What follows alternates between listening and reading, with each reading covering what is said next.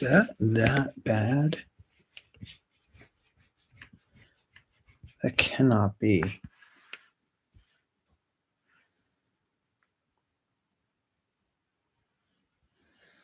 Just trying to see if the quality is as bad as I think that it is.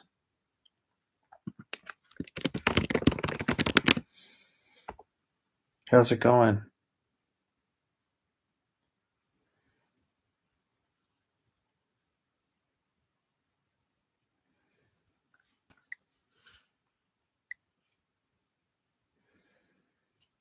Oh, it's good. Okay. It looks horrible on my machine.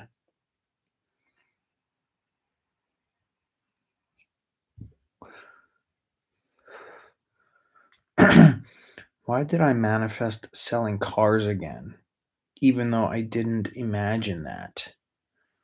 I'm assuming you're meaning your career. The fact that you've done it before means that it's within you. So it's easy for things to remanifest, even if you don't imagine it. Yeah, Athena's asleep upstairs. She woke up a lot earlier today than me. So she was going up, and I said, I'm probably going to do a live. And she was like, it's so late because it's 2:30 here, but not everywhere else in the world. I mean, when I was in, I mean, think about it. In the East Coast, it's 9:30. And then in the West Coast, it's 6:30. So no big deal. But yeah, I see a lot of you here that I know. It's 5:30 a.m. I'm sitting and working, and there you are with this live. 8:29 in Chicago. 5:30. Where are you located? Natalia. 8:29 in Chicago. I've never been to Chicago. Never been.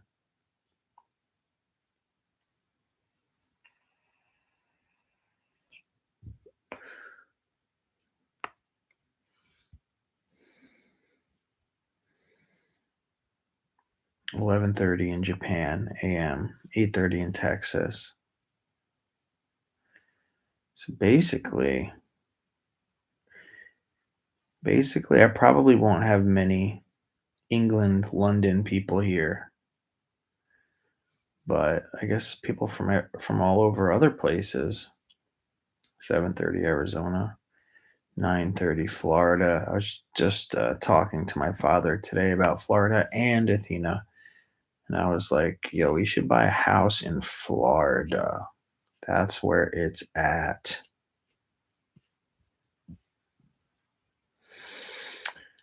I've written literally thousands of assumptions, and I'm afraid that if I don't work on them, I won't be able to imagine a specific thing.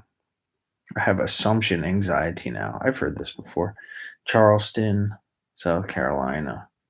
My sister lives in South Carolina right now, but she lives near Charlotte, North Carolina. 6:30 Cali. Yep. Yeah, assumption anxiety. I mean, there's no way to get over it except just to prove that you don't need to do that. Like this is a creation in your own mind because it's not really true. Um, when I talk about manifesting, like there were many years where I manifested things without assumptions at all. Assumptions I find make it easier to manifest.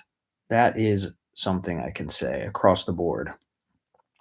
They will happen easier, but without them, even if you never worked on them at all, you'll still manifest. It will just not always be the straightest path you can get to there.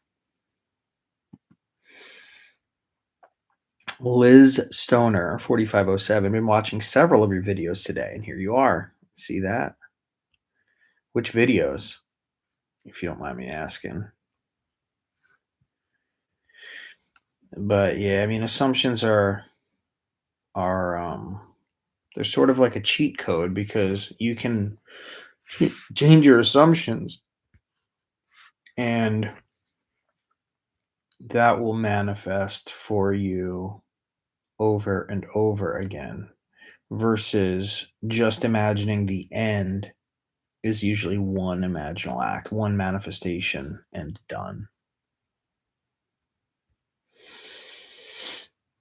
You guys want to hear a cool, crazy experience that happened to me the other day? A spirit, I guess you could say. Anyone interested? The one with the 14-day writings. Yes, the list method.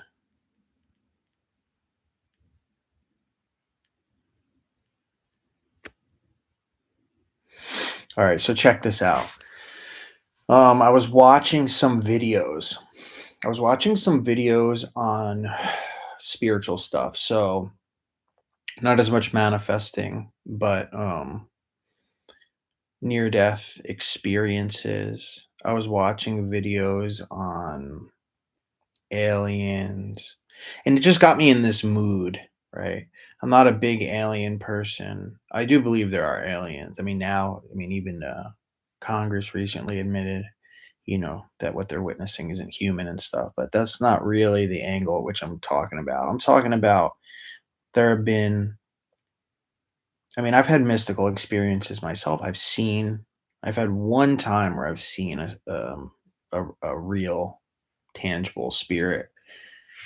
And but I was more or less watching these videos on near death experiences. It's sort of fascinating. Makes you it confirms a lot of manifesting and a lot of the non-dual perspective. But like I said, it wasn't just that. It was like meditation techniques, and then I was listening to some of these yogi people and them talking about how they've communicated with spirits and stuff like that. And then I watched this UFO video where these people in Brazil had been come face to face with this being. And then in the near death experiences, there was this one I was watching where there were angels when the dude was dead and he was like up on the ceiling looking down at his body that had just been crushed by a 1,000-pound truck. There were two angels next to him. And so I I imagine, right? But I also pray. So, but what I did was I kind of just in this sort of, you kind of watch these things and it puts you in a sort of a mood or a zone. So I just prayed, and I prayed that if there was anything around, right? Let me interject with this. Almost every single one of my mystical experiences have all been some sort of vision or revelation or hearing a voice, um things like that, premonitions from dreams and stuff. But I only witnessed one thing external one time. So but what I did was I had prayed based upon what I was watching. I kind of in this mood. I mean, I don't really do this ever, but I prayed that if there was something to um you know somehow let me know, or if there's something around or near, something that can hear me, to somehow interact with me so that I could know. And it kind of went on like that for a minute in my prayers. And I said it in many different ways, which is, yeah, I kind of used my manifesting approach, but I used it in prayer. Like I'll make sure that I'm very clear and concise and exact and accurate, and I'll be redundant. And I said all of these things because I was trying to allude to the way that these people were saying is like there were entities, spirits, beings, whatever, that were around, right? Not just within them, not just our spirit. So I did that. And then I went to sleep, and that, nothing happened. And then the next day rolled around, and then I went to sleep again. And then, so because I usually stay up all night, I usually sleep all day and then wake up in the evening. And so Athena was sleeping. She sleeps on the left. I sleep on the right. So I wake up and it's still really bright out, which means like I had been sleeping for probably only a couple of hours, maybe 2 hours or something. And I was like startled awake, and my eyes are open. Just open though, right? Just open. And all of a sudden I feel on the center of my chest tap, tap, tap, 3 taps, and I could see my shirt because I was sleeping in a shirt, right? And I could see the shirt tap in, and I looked to my left. I hadn't looked yet, obviously, to see what she was doing. She was sound asleep and she was facing the other way. And then Coco Bean was down at my feet. But and if it wasn't 3 taps, I might have thought it was my heartbeat. But the other aspect about it was my shirt was puffed out here. There was like a wrinkle. It was like right here, right? So it was out like this. So when your heart beats, you can kind of see the little skip or whatever. But no, it was on like a bubble like this, and it went tap, tap, tap. And it was gentle. It was extremely gentle. If I didn't know any better, I would have thought that it was a child that was doing this to me or someone very small. And it's either that or it was not that, but it was someone that was just so gentle. But again, I wake up and so it's what I process it to be is, and I've had this before with mystical experiences where I will be awoken only to then suddenly have the mystical experience. Like it's waking me up so that I can experience it. That's happened to me endless times, more times than I can count, to the point where I've concluded that you always will be aware. Like you will be awoken up either by yourself or apparently someone else. I have no idea. But yeah, woke up, tap, tap, tap, and that was it. So I didn't see anything, and again, my eyes were open. I didn't see anything except my shirt move, something tapped me, tap, tap, tap. So I that's what happened to me. That's what happened to me about a week ago. I haven't shared about it on my channel or anything like that. I've just shared about it in the Discord, but and I didn't tell Athena. I didn't tell anyone for a while. I mean, I told them that later that day, but you know the thing is when you think about spirits or when you think about ghosts and things like that, it can be quite disconcerting and fearful and afraid, but this was nothing of the sort. And the time that I physically saw something, I was absolutely petrified beyond measure. It was one of the scariest things in my whole life, but this was not that. This was not that. It was the gentleness was the key, the gentleness was the key. So that, yeah, that was just last week. Oh, but what I was gonna say is I didn't know whether I should tell her because I didn't want to freak her out. But it was later, I don't God, many hours later. We had already been awake. It was already the night again. And I was like, all right, I'm gonna tell her. And I told her, and she at first was like afraid because I've had many mystical experiences that she's been there for after, and she's always like, "Why the fuck would you want to experience this? Why?" It kind of startles her, and I've heard many people, you know, um, have that reaction, but I was able to really convey that there was nothing scary at all. It was like a real tender, gentle tap, like here I am, and that was it. So yeah, I wanted to share that with you guys. Absolutely one of the more amazing experiences that I had. I have a lot. I don't share them. I probably have shared maybe 1/50th of the experiences that I've had with you guys, if that. But yeah, I figure why not? Why not? What do you guys think about that?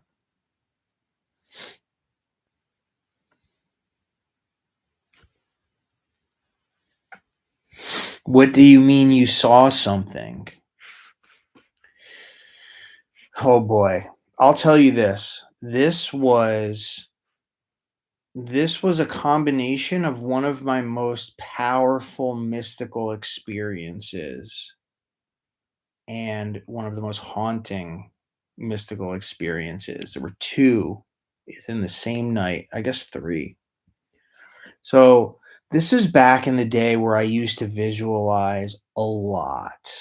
And I used to practice and exercise, and I would lay there for 10, 20, 30 minutes, forcing my imagination to be as vivid as it possibly could. And I would go into these later when I would fall asleep, I would have mystical experiences. This one reminds me of Neville's lecture where he talks about being, he goes into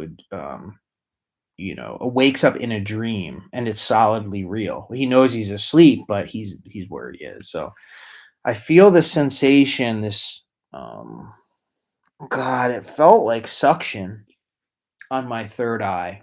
I was sleeping and but I was still kind of half asleep. And then I'm suddenly awake and alert. Now I know I'm sleeping on my bed. I'm in San Diego. This is not the first, but my personal first apartment that I lived in San Diego. Um, I was asleep on the bed and I had this suction feeling on my forehead. And again, this is something that would happen, and I do correlate it to imagining or visualizing to extreme depths. Because later, when I stopped, because I started to really have trouble sleeping, when I used to visualize extremely, these sorts of experiences really um, ceased a lot. But I suddenly became aware of being on a couch in a basement somewhere. Now, I knew I was on a couch. I knew I was in a basement of some house, and I did not know where I was. And what was amazing about it is it was real. It was real. It wasn't a lucid dream. I've had lucid dreams before. This was some sort of mystical experience where I was somewhere else and I was me, but I was on a couch and I knew that there was to the left of me, there were children opening presents. And again, I couldn't see them. I just was aware of this. This was all in a mystical experience that was happening. So, but I couldn't move. And I knew it was something to do with the fact that I was having this mystical experience, right? Again, I was having this strong, God, it felt like suction and squeaking. The sound of squeaking was, or as a result of this, at the same time as I've just become aware of being here in this place, and I can't move, and it's stressing me out. It's making me really anxious. Like I know I'm on my bed, but at the same time, I'm excited that I'm here, but I'm really panicking because I cannot move, and that's extremely disconcerting, obviously. So after a while, when I say a while, it wasn't a very long time because I was quite anxious. I My heart started beating really fast because I was, like I said, I was getting nervous. So, and again, I'm just on this couch trying to move to see if I can get up to go look around and see actually where I am. So finally, the heart rate increases so intensely, so rapidly that it kicks me out of this mystical experience that I'm in.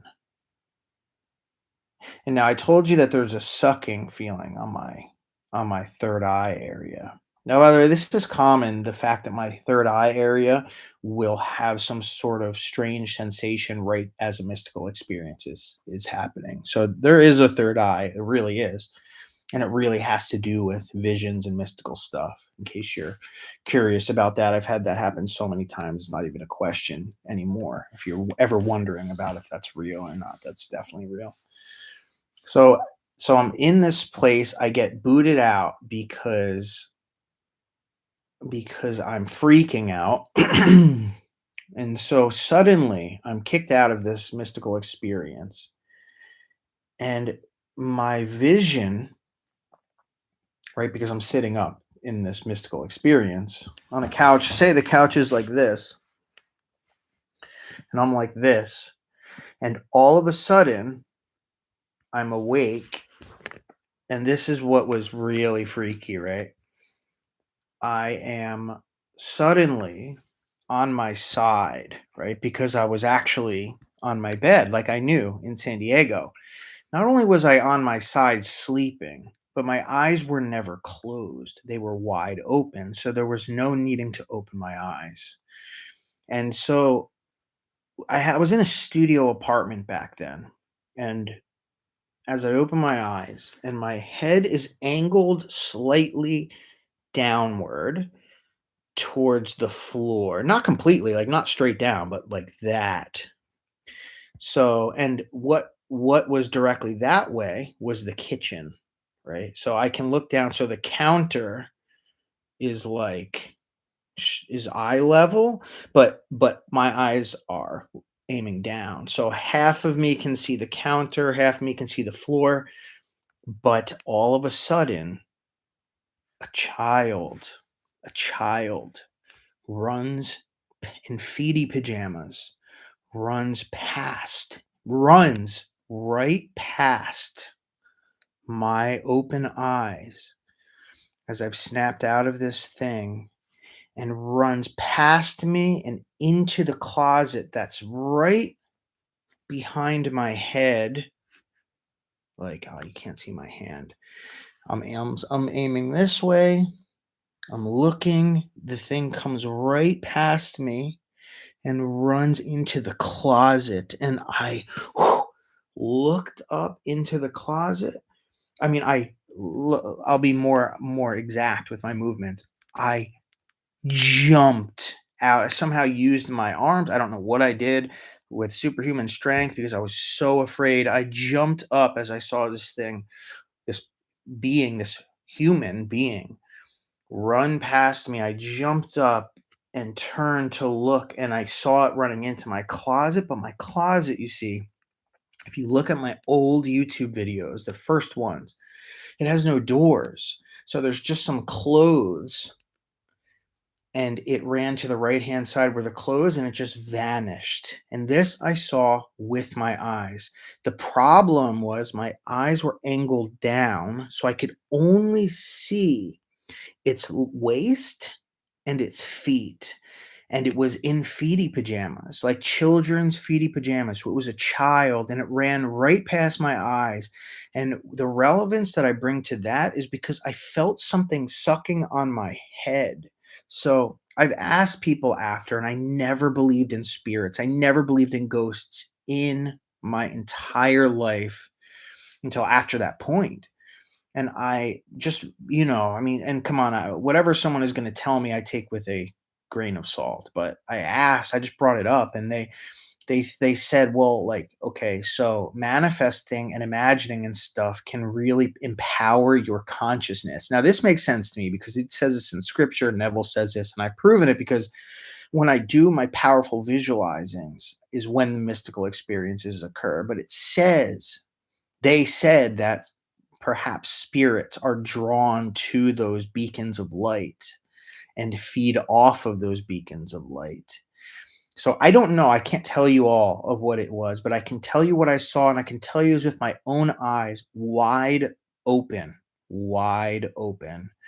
And to be more clear, the way that it happened. Now, I told you I was sort of booted out of this mystical experience and, awoke in my apartment, was my house. It was like a windshield wiper, right? Because my eyes were never closed, and that's another thing that's really freaky about this. Even while I was in that vision, I was not my eyes were wide open. So when I was kicked out of it, it wasn't like a channel switched and I went from that place to this place. It was like a windshield wiper wiped, and as the blade went down, it washed away one reality and it brought me back into my home reality, my house. And that was the most. So I pushed myself up out of bed and I landed in the kitchen. That's what I remember. I don't know if I landed on the floor in the bedroom first and then took a step into the kitchen, but my recollection was is I pushed off and somehow I just landed in the kitchen. I was so petrified that I launched myself. I remember staring, and there was just water out of fear just pouring down. Like it wasn't crying. Like it was like just water was just pouring down out of sheer terror. And that was the first and only time I've ever seen a spirit. So that's a true story.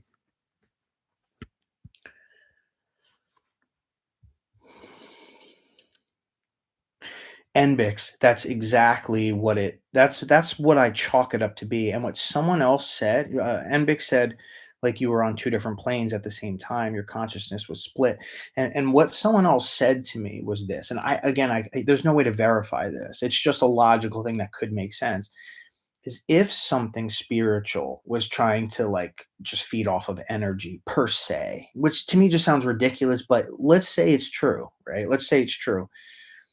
Um then it's possible that my consciousness would dissociate and push me somewhere else, right? I lean more towards because I wasn't doing anything except for imagining, so I assume that my consciousness went somewhere. And as I got freaked out, I just snapped back. I mean, I don't. It's hard for me to know, but that is what happened. That is what happened.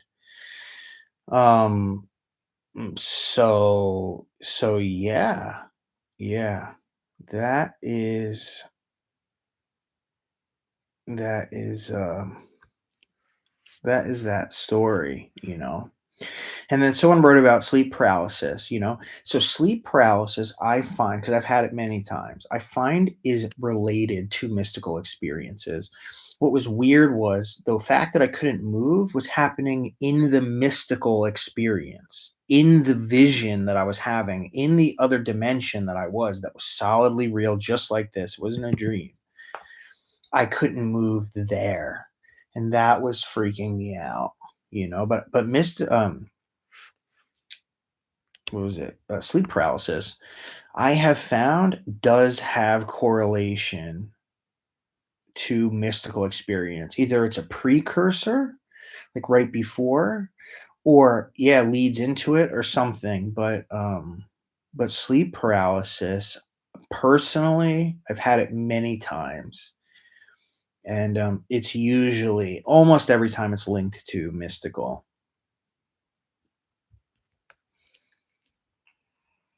By the way, I just want to make sure, can you guys still hear me? Because I remember there was one time I was cut off. I just want to make sure. So let me know in the chat, and then that way I'll we can keep talking. Oh, Stefan, good to see you. Let's see who's joined here. Um, let's see, man. That's so funny, Ace. For what do you mean you saw something? That's what happened.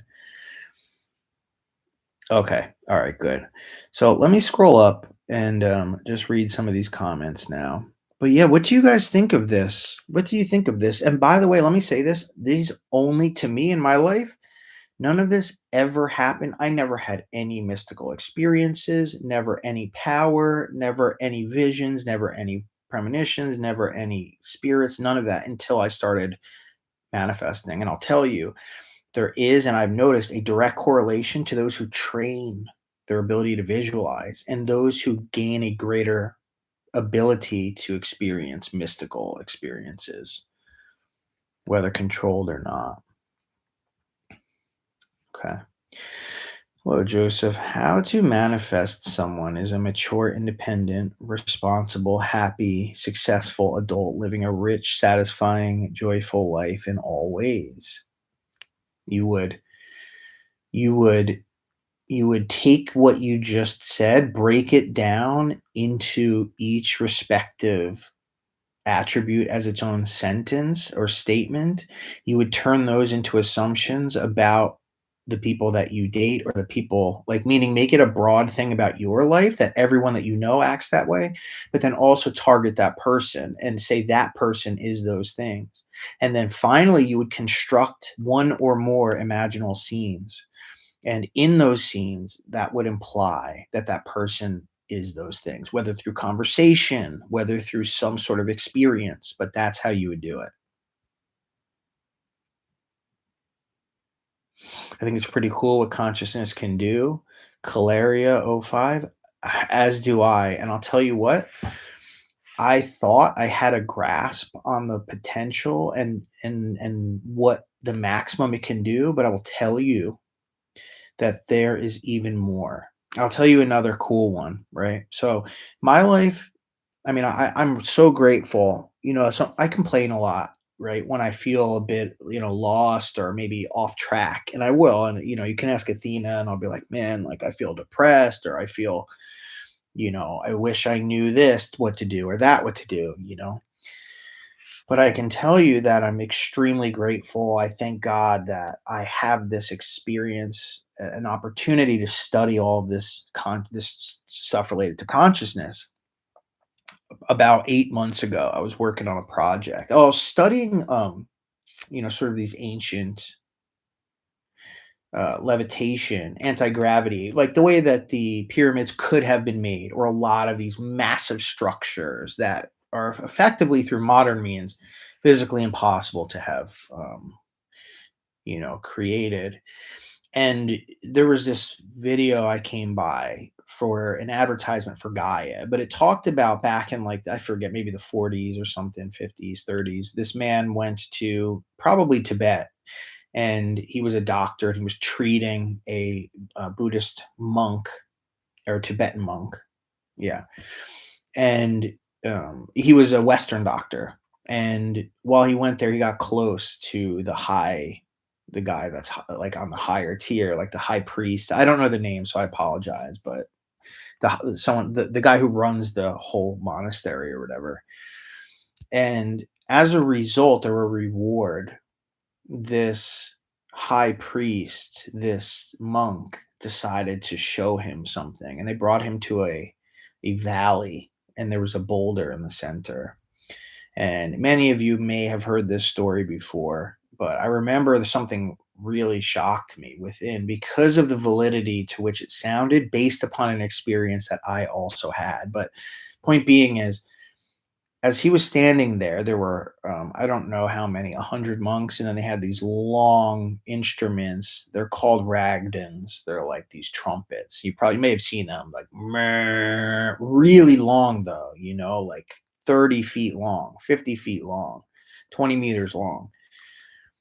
And there was a block down, like meters beyond that. So they were these instruments. It wasn't just that. There were like louder trumpets, higher pitched trumpets, and then drums, snare drums, and then deeper drums that were in a synchronistic, orchestrated manner, that were beating and going louder and louder and louder, just with full blast, like meh, at this 1,000 pound, I'm sorry, ton stone, and it suddenly swayed and lifted and floated up a 300-meter valley onto, um, some cliff edge.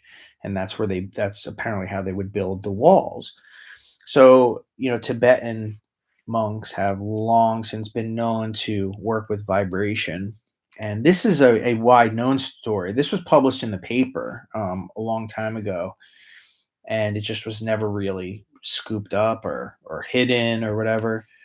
So anyway, after I heard this, I reflected back on an experience that I had, and I have a video that I didn't make public, but it's on my YouTube. It's private, um, but I've shown it's unlisted, so I've shown it to a couple people here and there, usually as like a really crazy story. But I was coaching someone. I was doing a one-on-one session with this woman from Scotland, Jacqueline, her name is. And as I was coaching her, she was asking me about my favorite Neville books. And as I started rattling them off, suddenly I heard a loud something fell behind me. And now I'm facing the screen because I'm doing a video call with her. And she's obviously looking at me, just like you're looking at me.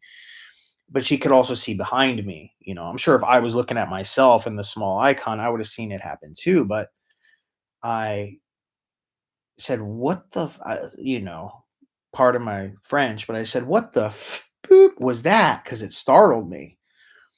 And she said, "I don't know, something fell, I think." And so I said, "Hang on a second," because I'm literally sitting on the computer, and 15 feet behind me, I hear something drop or fall. And so I got up. Now remember the conversation. I'm having a session with this woman. We're talking about Neville. She asks me, what are my favorite Neville books? I start rattling these off. Suddenly, I get up after that crash happened, and because I couldn't continue coaching until I figured it out. And I looked and I found my bookshelves. And again, you'll see this if you look at my old videos from 2018, 2019. I have two bookshelves side by side. The Neville books were flung off of the shelf while I was naming them off. There were 3, well, 2 of them were Neville books, and one of them was Autobiography of a Yogi. But there were 2 books that we had just mentioned, they words just came out of my mouth. They were on the top shelf. I had hundreds of books in that entire, library, but the words that came out of my mouth pushed those books off the shelf. So, I mean, I have a video of this. That's amazing because I record every single video, every single coaching video I have. So, I mean, I'm like so lucky. I thought it was a spirit perhaps of Neville, but later, once I heard this, and it still could be, right? But I have a different idea. Once I heard this story about this doctor who witnessed twice these Tibetan monks with vibration lift these things, these stones, these 1 ton stones or 2 ton stones. I started to wonder about what happened with those books at my house. And I wondered if perhaps, like in this thing with these monks, it's not just the vibration, it's also chanting, which would be consciousness as well. And if you look this up, you'll see a lot of analysis where people are merely talking about the perfect frequency in order for this to happen. But there's going to be a function of consciousness that isn't talked about because we're not there yet in science, but obviously manifesting, we know that consciousness affects things. But that has that prompted me to start to investigate. So interestingly enough, this whole story has a purpose, right? Besides the fact that that's another powerful, true mystical experience where I saw something the other person saw it too. I I used to oh no, at that point I started doing research into this whole aspect of anti-gravity, levitation, vibration, and there are a lot of conspiracy theories out there. There's no mainstream science that's against it, but they don't really go down that alley per se. So, but I started figuring some stuff out, and what was amazing is simultaneously I started imagining that I would create this mechanism, that I would create this like that I would receive all the information that I needed, and that I would construct a some sort of levitation anti-gravity machine, like legit, not just standard audible levitation that you can do with just matching frequencies. And I forget the phrasings right now because it's 3 o'clock in the morning, but um, where you can just make something. I forget what it's called. It's called like audible levitation or something like that, right? Anyone can do that, but I'm talking about straight up. And I started visualizing it and I started mapping it out.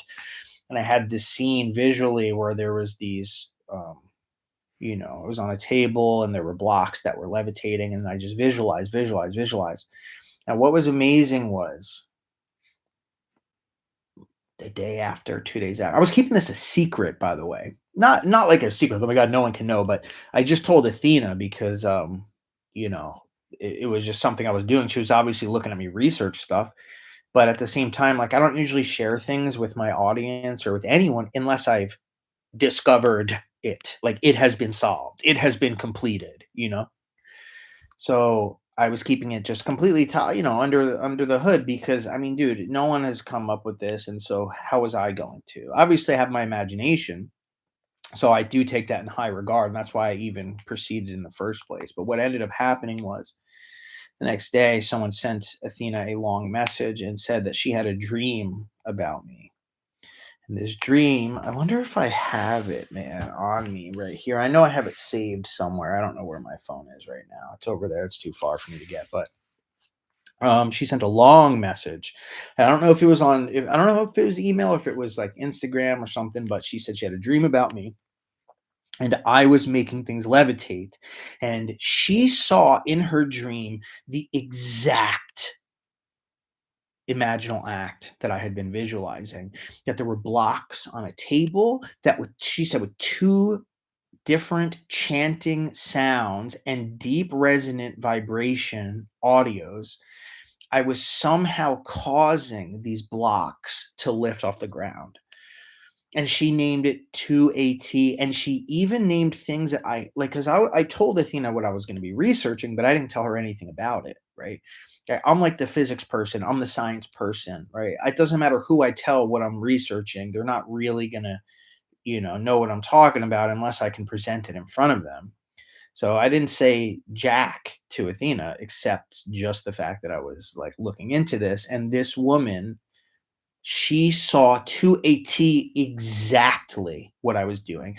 There is nothing that can be kept a secret. You wanna try to keep a secret? We talk about remote viewing.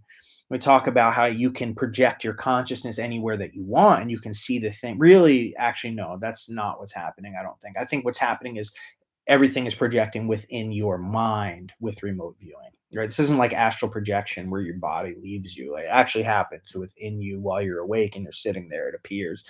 But try to keep something secret and good luck. There's nothing you can do. I didn't say, oh wow, I mean, we told her like, wow, your dream was really accurate. I didn't tell her all of the intricacies of what I was doing, but she 100% had this dream, and that was amazing. Let me see what else we got here.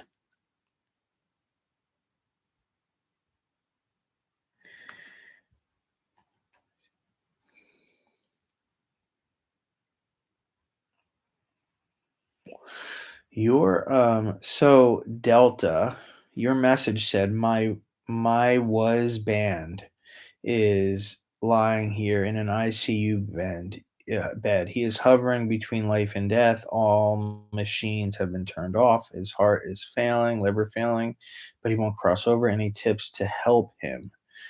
Are you talking about your husband?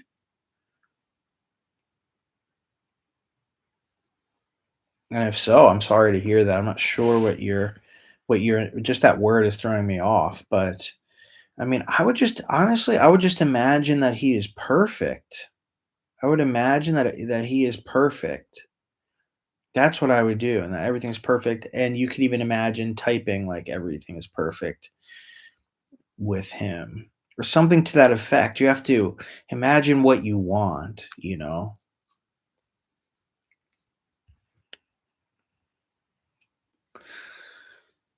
Lucky Feeling 7 says, "Do you think we should practice a lot if we want more changes? Like I noticed throughout the day, you said it's tougher to do. What should we do?"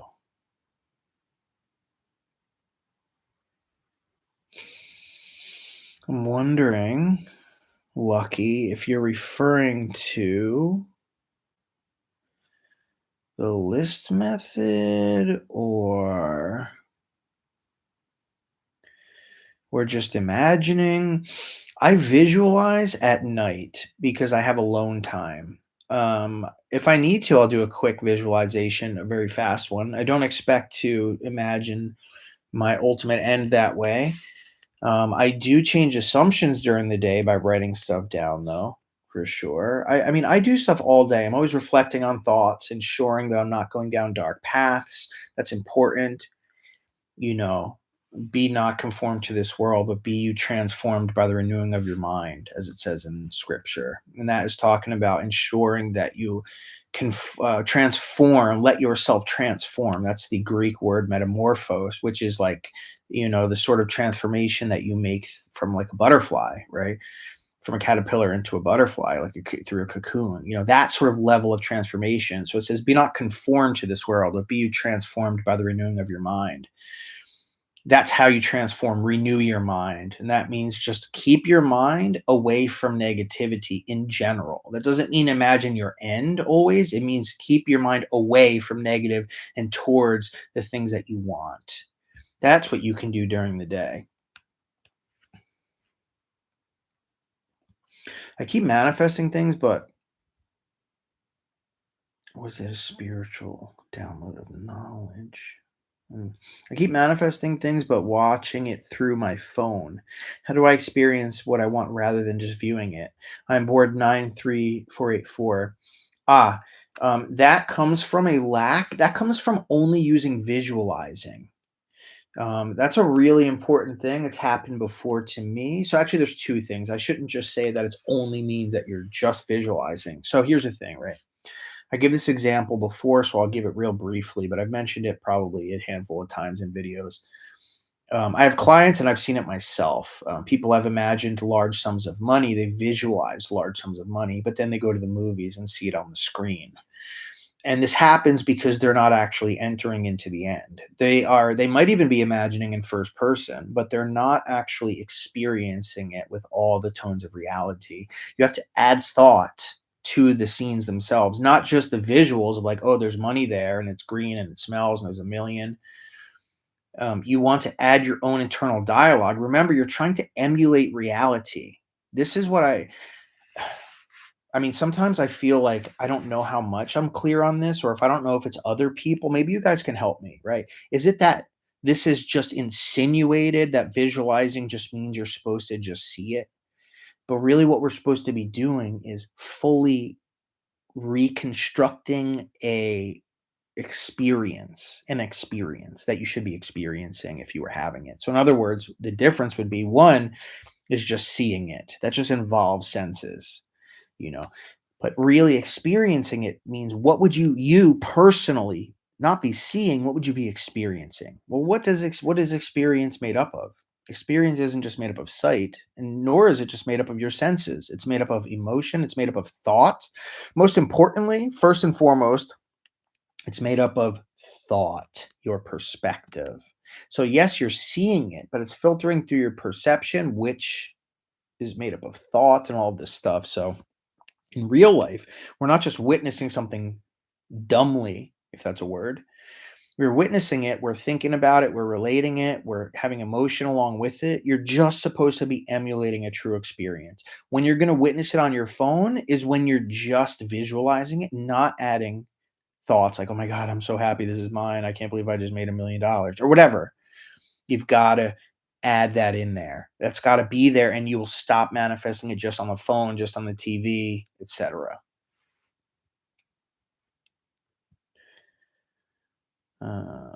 Watching from Papua New Guinea. No way. No way.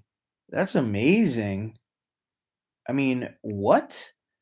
I hate to say this, and this might sound really ignorant, but honestly, I mean, I didn't even know there was a lot of internet in Papua New Guinea. And maybe I'm thinking about it from 20 years ago. I don't know. But I know isn't it just very, very still untouched in many ways? I'm just glad. I'm really glad to hear that, and thank you for that. Is that where you're native to, or is that where you're traveling at? Out of curiosity, if you can let me know, that'd be awesome.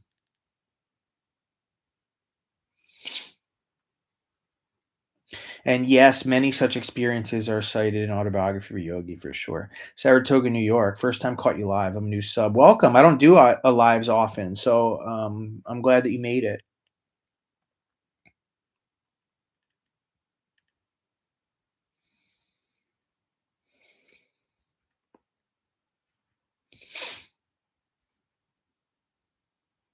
I couldn't sleep paralysis happened to me too.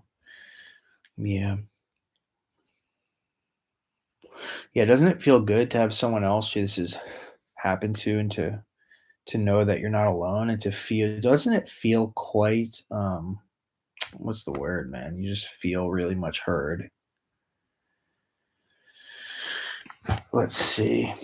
Oh man, I'm very much into the spiritual mystical stuff, so I can imagine what you're talking about. Yeah, and Biggs. Shane.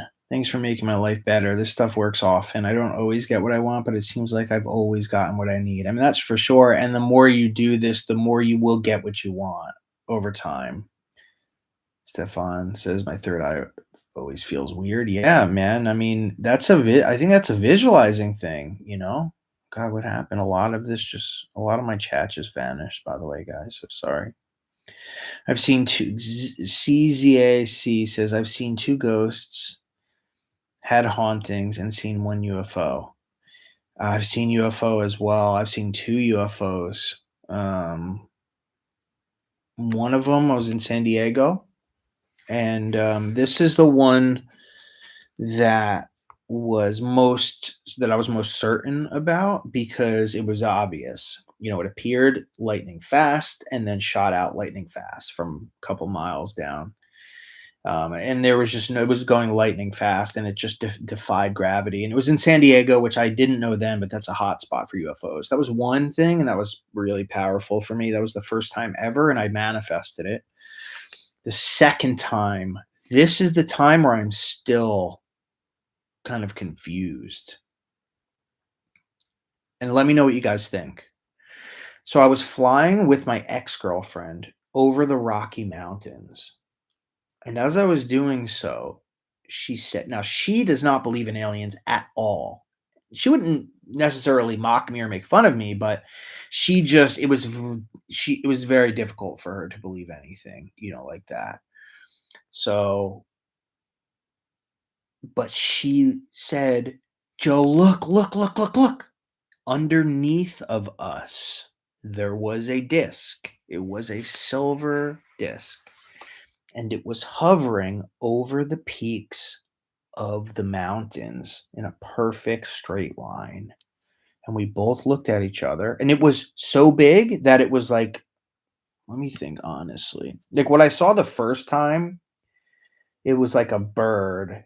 It looked like from God, couple miles away, so tiny. This was not. It was so big that it was like the size of, I guess, if I held a quarter or a nickel, like maybe like 2 feet in front of me. It was like this. It was huge. It was huge in my vision. It was so close to us. It was crazy.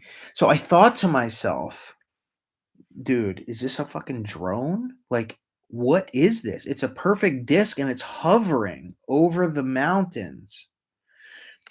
And I can't tell you. I still don't know to this day. And I'm thinking, why would there be a drone? And when I say drone, I don't mean that you could see any visible drone propellers or anything like that. All you could see was a silver disc hovering, floating perfectly over the peaks of the mountains.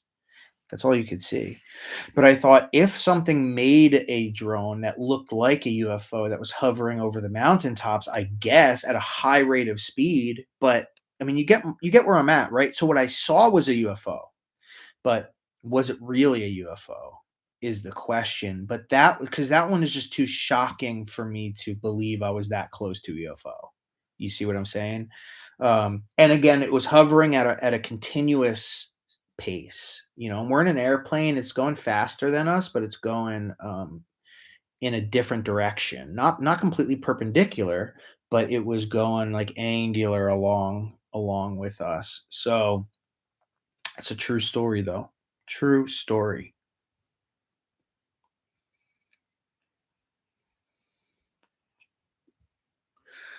Spirit of Oreto. I had that happen about 30 years ago, the tapping, but it was my third eye they tapped 3 times.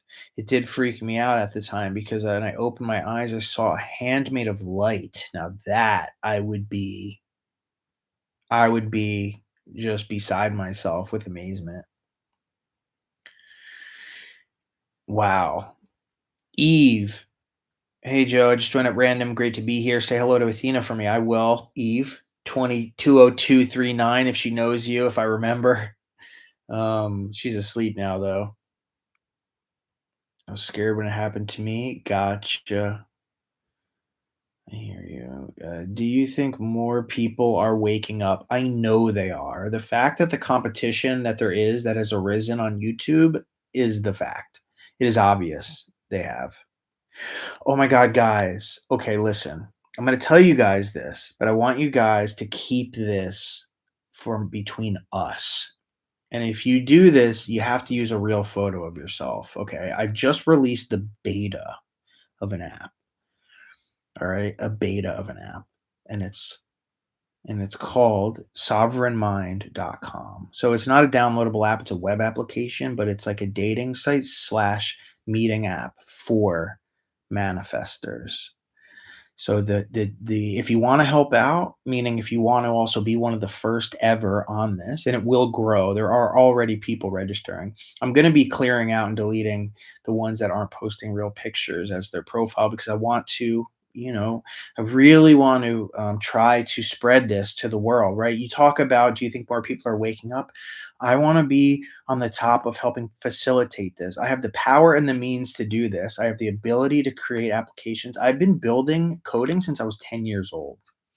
And my dreams have always been to make social networking apps. And since I'm in this field and I love manifesting and I truly desire to have people be awoken, there's no better way to do that than to start having people build relationships, whether it's romantic or friendly, with and talking about manifesting, because too many people keep it hush hush, but we need to make it mainstream. So this would be technically the first dating sites, but there's a friend, it's equal, right? You can do dating or friends. And it's functioning like a dating app. But again, like I said, I want to stress friends as well. But again, I'm not going to talk about this too long, but the beta has just been released. I haven't told anyone yet. I just mentioned it on my Discord. So if you've heard it, Sovereign Mind, SOVRIN mind.com. And register, use a real photo, please. Trying to, you want to build a platform where people really feel like there are people on it. So the more people that we have on it that have real photos, the better. There's no pressure. I highly suggest using it, signing up with an email address, and yeah, man. But anyway, I'm gonna move on from that now. But just based off the question that I got, do you think people are waking up? I mean, this is gonna be big. When this comes out, this is gonna be big. And if you're one of the first few, you can always say that. So, anyway, I'm gonna move on. Joe, happy to catch a live. What are your thoughts on hearing audible? Oh, and by the way, I've been working on it for a long time. So this is a project solely built by myself, and you'll see soon. You'll see it. You will see it soon. Happy to catch a live. Farmhouse felt. What are your thoughts on hearing audible sounds when visualizing, like clairaudience, I guess you'd say? I mean, that's a thing. It's happened to me before. It's usually less common. It doesn't happen as much, but you can definitely catch actual, real psychic sounds. So yeah, and when visualizing, it makes sense as well because you're in a sort of state that would be conducive to that. I think we have superpowers literally. Interest is power. Call to me and I'll answer. Show you the great and unsearchable things you do not know. Yep, that is the spirit, man. That is our Holy Spirit. Dina81, I fully believe it. My mystical experiences were far milder and happened after the passing of my dad in January this year and also after the passing of my beloved cat, Jesus. I'm sorry to hear that, but it does make sense to me actually. Like after like deaths, with close ones or tragic instances, it seems to be, and it's been in my life as well. Either there's a deep calling or longing for it, or it just happens. But that is, I believe you fully. It makes sense to me, and I'm sorry for your losses, man. I mean, that's really, really deep.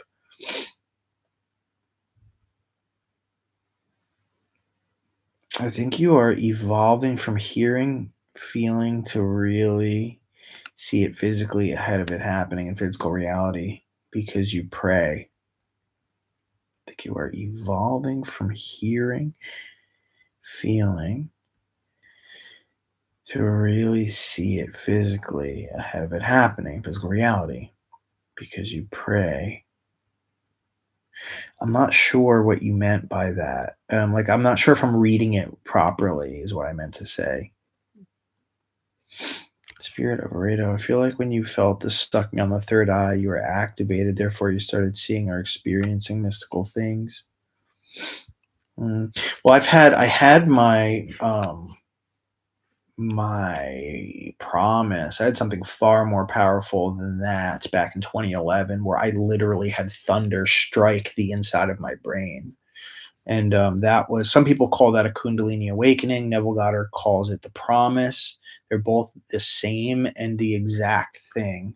And they both activate your energy spiritually. And that happened to me in 2011, but it wasn't until years after when I started imagining. And I guess the imagining was probably the activating of it. And or like the turning it on, so to speak, like it was activated, but then turning it on. And that is when things started happening. One of the things I put on the list method came from you. I put on there that people dream of me and tell me about it. I haven't gotten feedback yet, but I think it's fun how you experiment. I'll tell you what, you will get that. There's no doubt if you write that down. Like, okay, so here's the thing, right? You have to know this, and this is a fact because this will help you and help you to gain trust. You never need to say, and people tell me about it. And I'll tell you why. All your manifestations will always must be revealed back to you, right? You are the vine, they are the branches, and that is connected to you. And when they bear fruit, they must, in one way or another, I mean, invariably, 100% of the time, every manifestation that you manifest will be confirmed in front of your consciousness, in front of your personal consciousness. So no matter what you try to run away from it, it doesn't matter, it will always find you. You never have to worry about missing a manifestation. It will always be confirmed to you. Always. Joe, can you clarify assumption stacking? I've seen your video, but how many examples should we be writing down in different ways of the opposite assumption? Many. Exhaustively. The answer is as many as you can think of. And that's like the reason I say that is, and I want to make this clear. Consider, for example, well, this is the way that I think, and this is the way that I practice. Let's start with that. Is considering assumptions are the way to permanently change reality, as opposed to one and reverting. Manifest and revert, or one and done. Assumptions are the way to do that.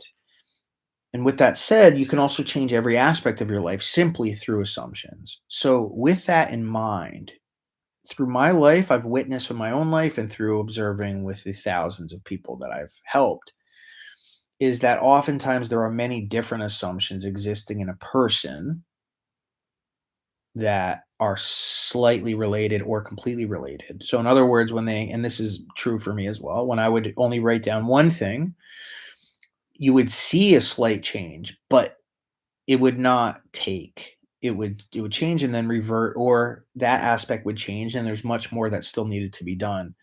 And that is because of the slight variations of assumptions that exist within you.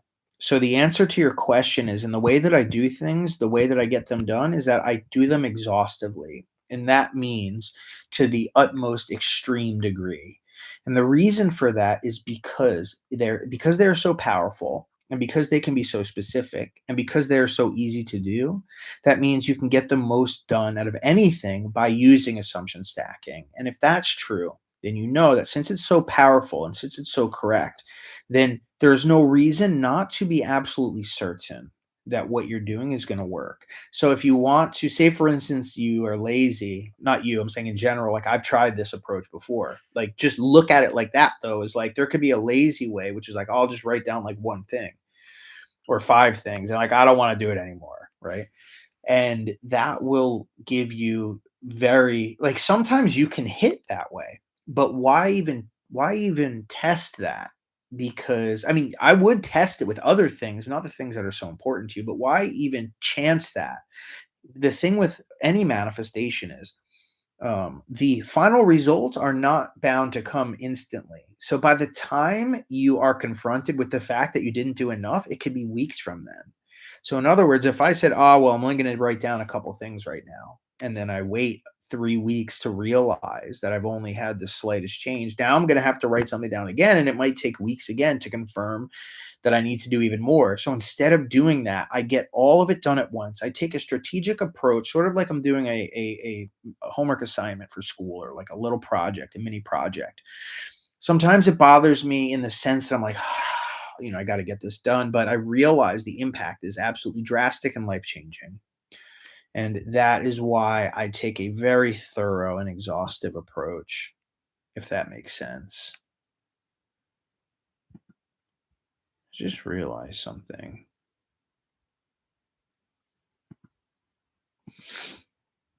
Sorry, guys. And then I unrealized it. Okay. How does positive thinking affect the subconscious in comparison to imagining or scripting? Positive thinking is going to, it's really, okay, so you're talking to someone who is very strategic right now. So keep that in mind about what I'm about to say. Okay, I'm very exacting, which means I put things to the test because I cannot sleep unless I'm certain about the things that I'm doing. I'm one of those people with like the obsessive mind. If I'm thinking of something and it doesn't get finished, I won't sleep until it is. Okay, so I say that because I tested positive thinking versus imagining. And it was initially just done because that was what I was taught to do is imagine. I'm sorry, is to positive think, and that was the key. Like Norman Vincent Peale, the power of positive thinking, right? The problem is that doesn't get you any manifestations. So it's not exact. All it will do is manifest more positive thoughts at most. So to me, it's almost worthless, right? That's again my very drastic and critical perception on data driven manifesting. And if you want something, you should specifically create a scenario, a scene, a series of assumptions, what have you, for that thing and imagine that thing. In fact, you can completely abandon positive thinking. And as long as you imagine that end, you can go right back to negative thinking and you will still get that end, you see? So there's really no correlation. And it's almost like the same thing as like just feel good, feel positive, feel gratitude, feel excited as if that is going to manifest. It doesn't manifest anything except more feelings of gratitude, happiness, excitement. So this raise your vibration is a similar concept of positive thinking. It doesn't amount to anything at all. You will never manifest your manifestation by feeling gratitude or excitement. You need to experience the wish fulfilled in imagination, and that is how you will get your manifestation.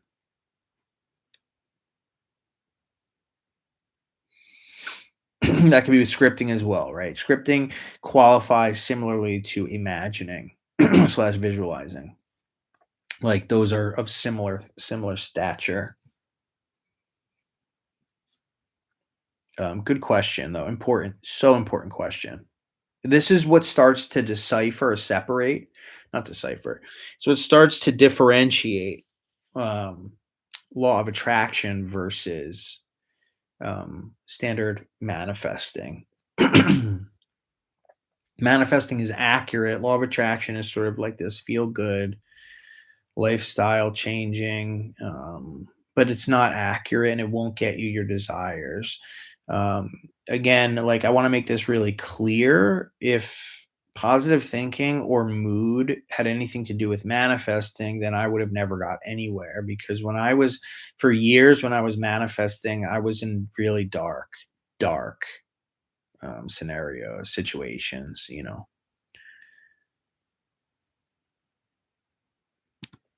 Ooh, we got a $5 donation. First one of the early morning slash night. Lucky Feelings 7. Let's see what we got here. Does being negative through the day ruin manifestations? Is mental diet activity important?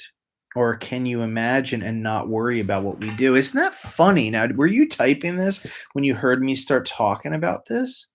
Because you realize half of it I answered and what I just responded to. But what I'll say is, um,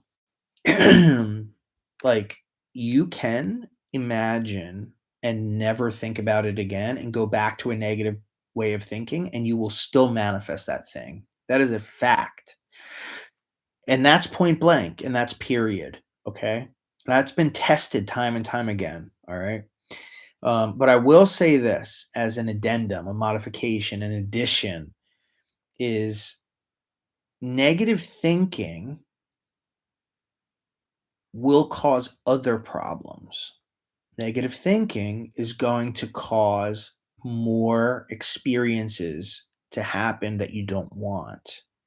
Negative thinking can be a symptom of assumptions that you want to change. And assumptions direct and control the entirety of your life. So, in other words, there's a verse that I read before, or I recited it before, and it's about so there's one that says, "Put off your former conversation," and that's referring to your old way of thought, and that's a biblical quote verse. And the other one is, "Be not conformed to this world, but be you transformed by the renewing of your mind." And this is all referring to what to think about during the day. So it gives you more information, like what you should be thinking about. It doesn't mean that you should be thinking about, and it doesn't say this, that you should be thinking about your end all day long. But it does direct you on things that would be better to think about, things that are lovely, things of great report, things that are peaceful, things that are joyful. So things that are just better to think about. So this is going to help you no matter what. This is just going to help your state of consciousness. This is what is going to help you to, um, I mean, your life will go better, right? Positive thinking, as a person just asked before that I just answered. Positive thinking itself is not going to help the manifestation, just like negative thinking isn't going to unhelp the manifestation per se. Like it's not going to shoot it down per se. But you will notice that things will go smoother in your bridge if you are not inundated with contrary, obsessive, negative thoughts. So, if I put it in a simple way, I would say this I would say, imagine your end to the best of your ability. And that is the most important thing. That is the first and most important thing that you do as a person in this world, as a conscious creator in this world. If you do nothing else at all and nothing else right at all, if you at least put together an imaginal scene and you imagine that to the best of your ability, you will manifest that thing. You will go home and you don't have to do a damn thing else. That thing will come. But the rest of your thoughts are often symptoms to your state. So your state creates your reality. So then ask yourself, is this, I mean, you could trace them back. Watch my video on micro assumptions. And also, better assumptions mean better thoughts, but that also means your bridge itself, your bridges could be better and faster. So I hope that is satisfactory to you. Um, yeah, answered live. Yeah, that's awesome. Thanks for the 5, man. That is awesome. I really appreciate that first donation of the night, and I'll tell you what, that makes me really happy. Really, really, really happy.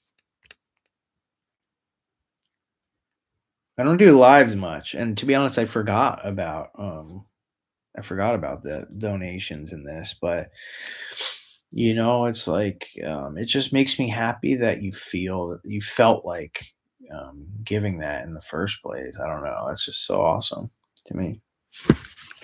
Mm. All right.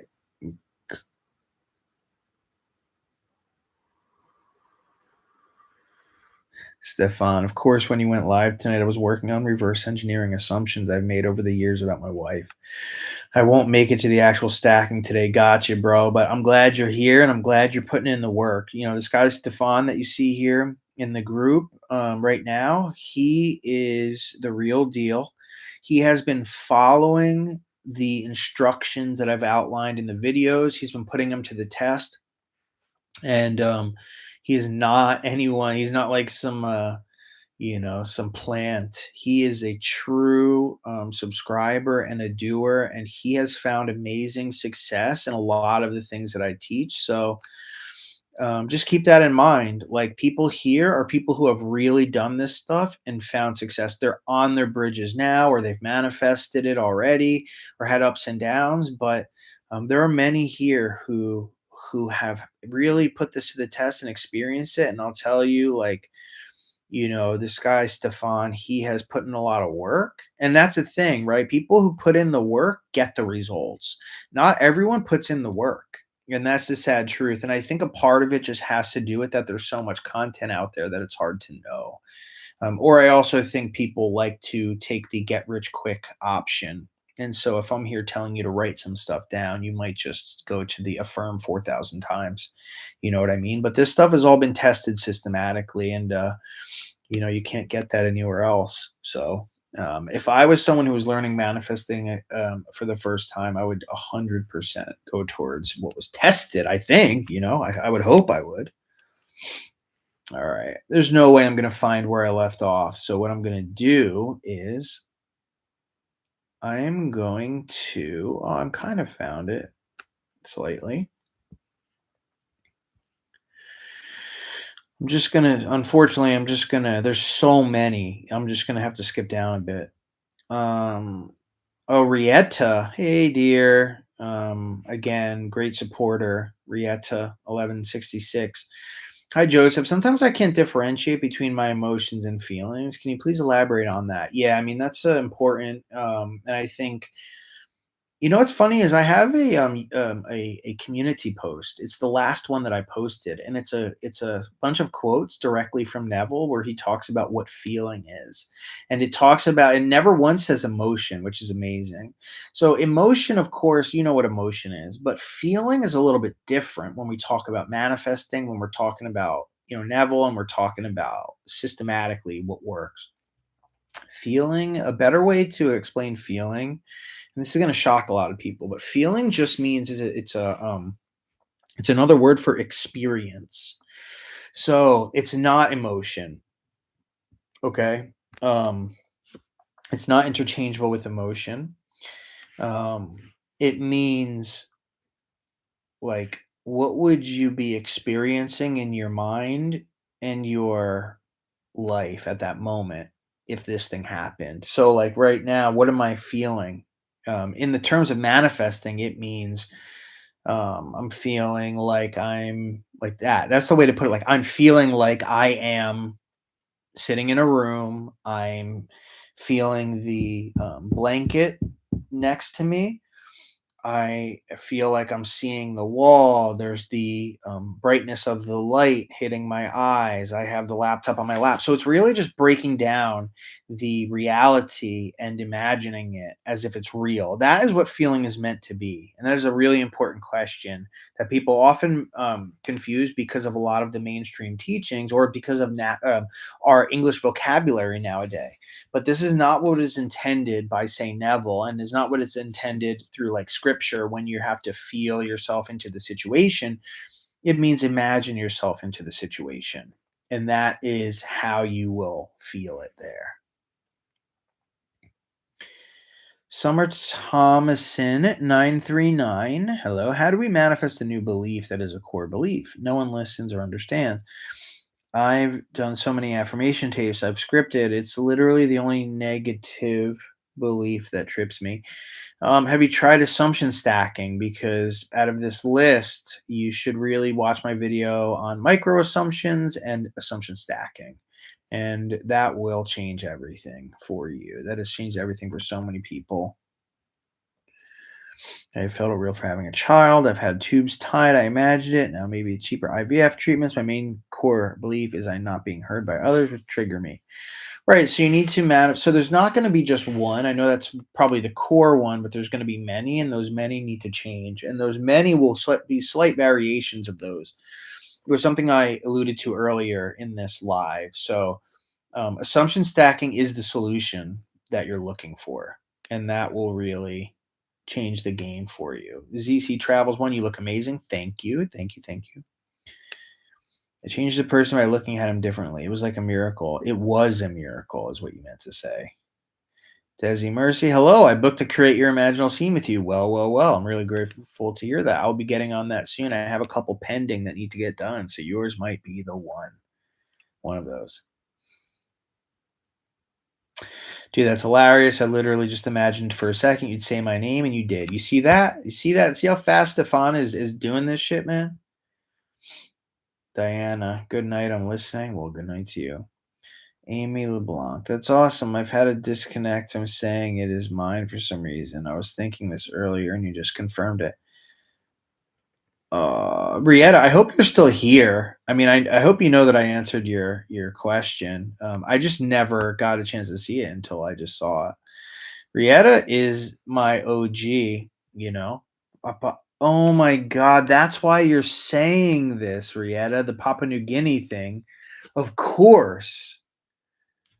You always say that. You always say Papua New Guinea here. So yeah, you are so funny. I'm like, because before, guys, for those of you who don't know what I'm talking about, before someone said they were from Papua New Guinea, I was like, what? Because I was like, isn't it so rural and undeveloped? But yeah, of course, she's my OG, and she's always from Papua New Guinea writing in.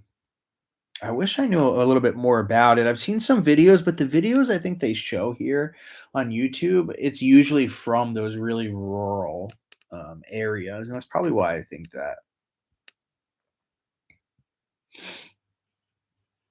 Oh, I saw one in San Diego too. That's what you're talking about, a UFO. That's awesome. I'm gonna have to skip down. I'm so sorry.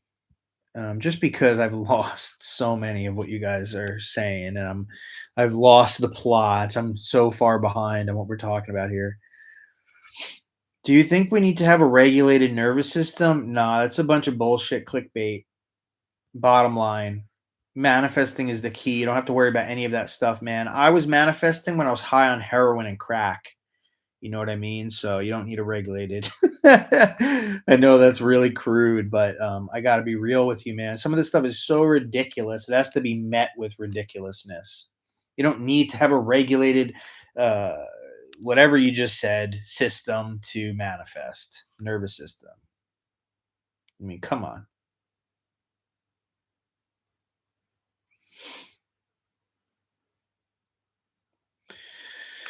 What do you think about meditating? I feel like it regulates your nervous system, makes you live in the present, and speeds up manifestations. I mean, listen, man, I've meditated on and off for a long time. It doesn't speed up manifestations. It might regulate some of your nervous system, but none of that has anything to do with manifesting, you know.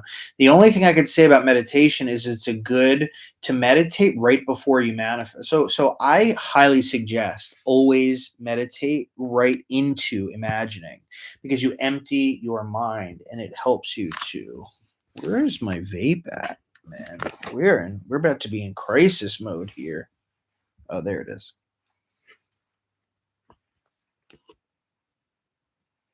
I love when you pop. Just Stefan says, I love when you pop in unexpectedly. Makes my day. I don't watch TV rarely. Movies only you. That didn't sound creepy, did it? Yeah, I think to anyone else that wasn't one of us here, manifestors, it might, but not to me.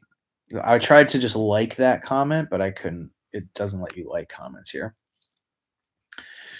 Joe, do you recommend doing subliminals at night or at any particular sites that are good? I can't really say that I do subliminals. I like to instead do hypnosises. Subliminals are ineffective in comparison to hypnosis. You want to, like, for example, if you have a desire, I'll tell you this much. If I could find a hypnosis on that specific type of desire, I'm going to listen to that while falling asleep. And that will have more effects than listening to a subliminal for 1,000 years straight, I bet you. Shelby 52, 690. You all should be chasing Jesus Christ and going to a church, finding a trusting pastor. Jesus is the only way. I'm just gonna be a little silly and be literal with this. Let's just imagine this literally. Imagine all of us 132 people chasing Jesus Christ right now, going to a church. Okay, so chasing Jesus Christ into a church and finding a trusting pastor. God, I feel bad for that pastor too. What are we gonna do to that pastor? Jesus is the only way. Okay, all jokes aside, um, yeah, man, like Jesus Christ, if you are listening and understanding the Bible the correct way, Christ is yourself, your I am, as it says in Scripture. So, but what's amazing is there's no distance between you and Christ. There's no chasing Christ. Christ is you. That is you. That is yourself, and you can't take a step away from yourself, just like you can't take a step towards yourself. So, and you don't need a pastor to tell you that, you know. And listen, I'm not here to talk garbage or nonsense. You all know that I'm hardcore with what I believe. And when I said the name of Jesus Christ, thunder struck within my skull. And that skull, I found out, is a word called Golgotha, which is in scripture as well. It says Christ was crucified in Golgotha.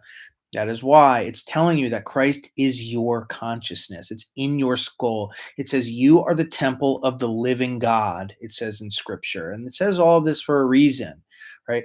What doesn't make sense that most priests and pastors will teach you is they try to make sense of this mystical sayings using literal sayings, like stuff that doesn't make sense. None of that will ever make sense. Or when you have four chapters of like the gospels that are giving different variations of the same story, and you try to say, oh, they're just different perspectives. It's like, no, they're all equating them one to another, so the formula is complete. It's actually makes way more sense and can be tested and proven through experience when actually putting it all through the test than following some other pastor. So, and I mean that with no offense, but that's my you come on my channel and you say that, so I'm going to give you my personal tested experience. I was hardcore. I was in a hardcore Christian group. It would be called a cult, but having that and having strong leadership, and I can tell you that it becomes very clicky, and many of them are taught their own ways. And there are 1,000 different sects. There are 1,000 different groups. There are thousands and thousands of different churches that teach different angles, different ways. And I'll tell you right now, this way is at least a proven way. You can actually put it to the test. You take Christ as the imagination and consciousness, and you do what is said that is attributed to Christ, what Christ did, and then you watch as the results appear to be exactly what the results are to God or Christ. And then you prove that the Bible is about your consciousness. Let's go. Let's go. What do you think about meditate? Oh, we already talked about that.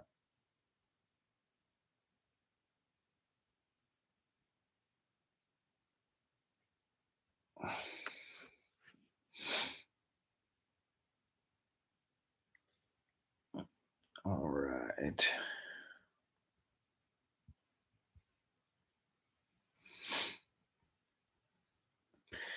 Joseph, it's Amy. Did you get my email? I did get so listen, I get a tons of email about these. I don't know if yours is the one that I don't know, Amy. What did you send me and where did you send it? Did you send it to josephally@gmail.com or I briefly remember we had gone back and forth. I mean here or through chat or something, but what was it? Or on comments? I don't remember. Carrie Ann, there you are, Carrie Ann. Hey, dear. Is it dumb that I never feel satisfaction after the scenes I imagined? I low key haven't slept in 2 days. Definitely sleep then, dear. But I mean, it depends on what you're looking for. You know what I mean? Like what you're expecting is what I meant to say. Like perhaps what you're expecting as a satisfaction might be a problem. I mean, if let's pretend satisfaction is out the window because that is not what I'm hoping to experience after I imagine. Okay, so that's important probably to know as well. But when I imagine, what I need to do is give myself enough time so I don't fall asleep and enough time to play it out over and over till I get the kinks out in my imaginal act, till the stress goes away, till the anxiety goes away, till my mind wandering goes away and playing it through and playing it through and then adding thoughts and adding feelings and adding whatever I need to add. If I can do that, your satisfaction could merely be that you did a good job. And I mean that. That counts as a satisfaction. So think of the satisfaction as your own good job doing it. And that will also count here, if that makes sense. But I think I know. I mean, if I have any, I might know why you haven't slept in 2 days. Maybe perhaps on what you sent me a message about. But Try not to stress, dear. You know what I mean? Like all things are possible. It doesn't matter what is in front of your face, literally, it doesn't matter. Your imagination reigns supreme. I have prayed for you as well.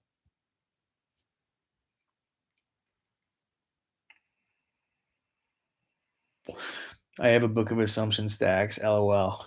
Love that.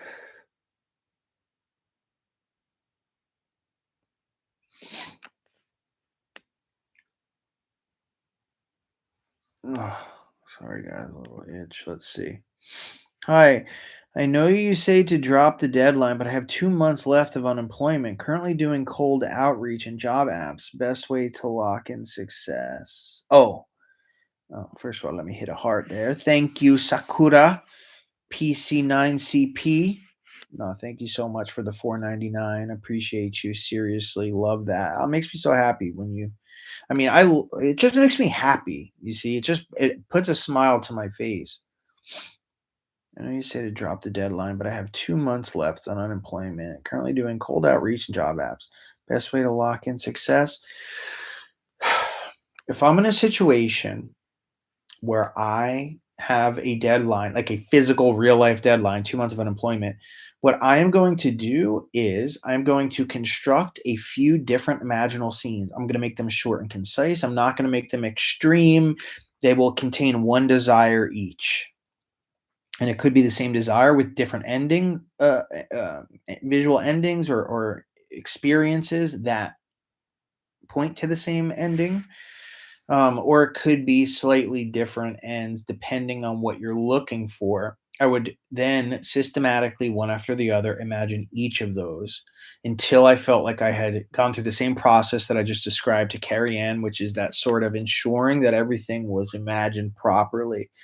Simultaneously, I would deconstruct, reverse engineer my reality to figure out what my core micro assumptions are, because those are probably causing some issues.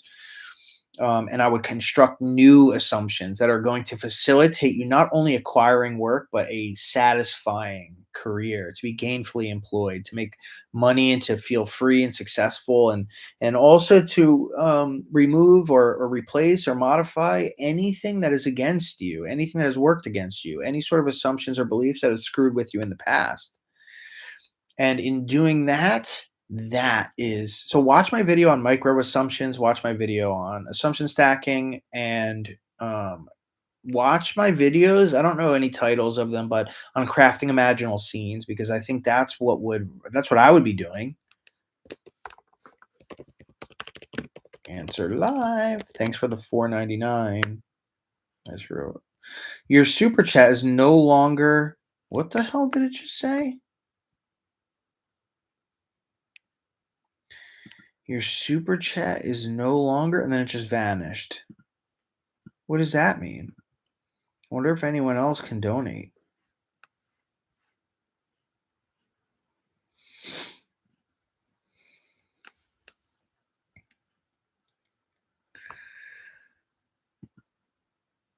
No. Okay. Sacred Chance and Stotras. Aw, thank you so much. I really appreciate that.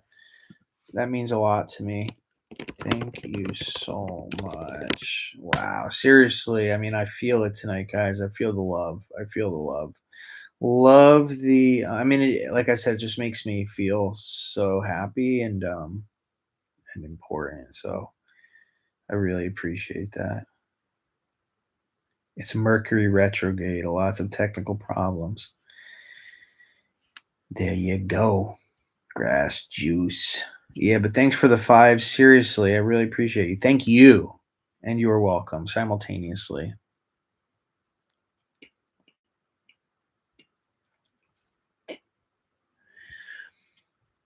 Send the email, but you have replied. I also, by the way, I was also sick, and I haven't been fully on, but if it's been a long time, just make sure you send it to josephalley@gmail.com. I've been doing the list method exercise. I remember one of the things I wrote down. I saw a UFO, so I'm going to 100%. I mean, you will too. Please let me know when you do. With the list method, do you think there AMD, by the way, what's up, man? Do you think there is anything positive or negative to repeating desires in multiple lists? I find I do this. I mean, nah, man. Like, because really, the list method is like a testing exercise as well. So it's important to note what does happen, and that would be answerable just by doing that. But I also do this. Like, I don't necessarily even do it on purpose, you see, because a lot of times I don't remember what I've written, and I don't find anything negative, you see. So I think you're fine.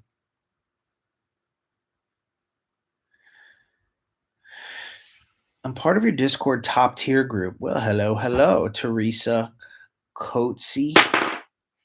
That scared the living daylights out of me. Whatever just fell. Um, what to do whilst on the bridge, when the starts to circle back and reaching out? What do you mean, sir? Starts to circle back and reaching out? You're talking about when he starts to interact, you're supposed to act natural. This is the key, right? When you're interacting with a specific person, don't treat them like you're married to them. If you're not, you treat them like a normal human being.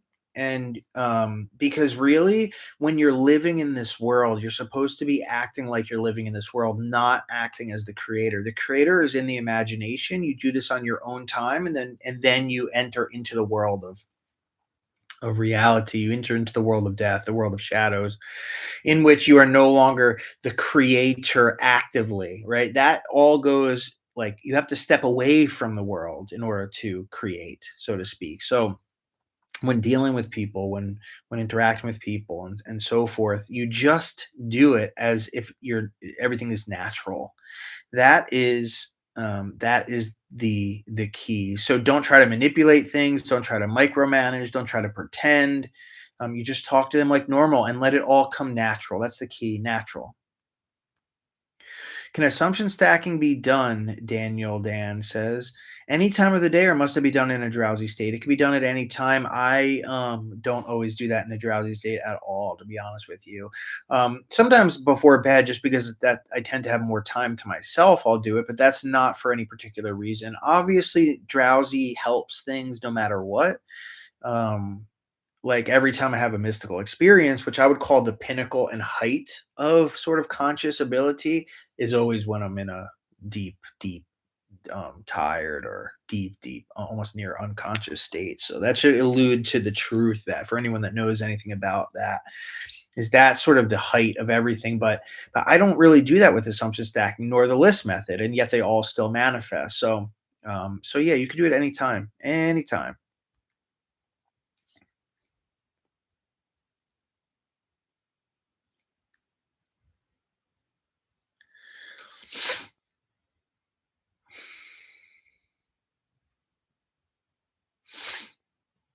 Yeah. Do me a favor, just in case, just talking to Looking Glass. Just email me, either on the same thread, but just which email. Tell me which email you message me on, and then just send me another email. It doesn't even matter what's on that email, but at least then I'll see the email and I can look for the email. All the emails that you sent is what I mean.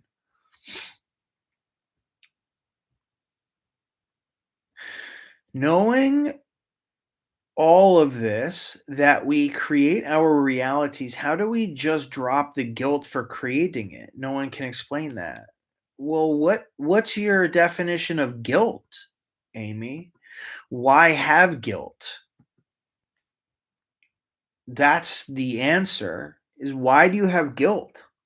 What is guilt to you? What does guilt mean? What is the cause of feeling guilty?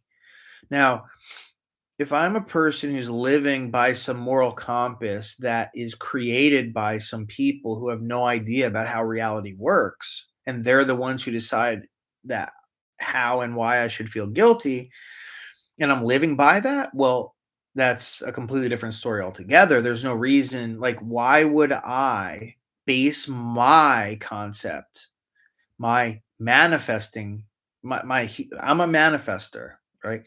Why? And I know how reality works. So why would I base my reality off of, or my definition of guilt, that was created by someone who knows nothing about really why things happen? or why people act the way that they do.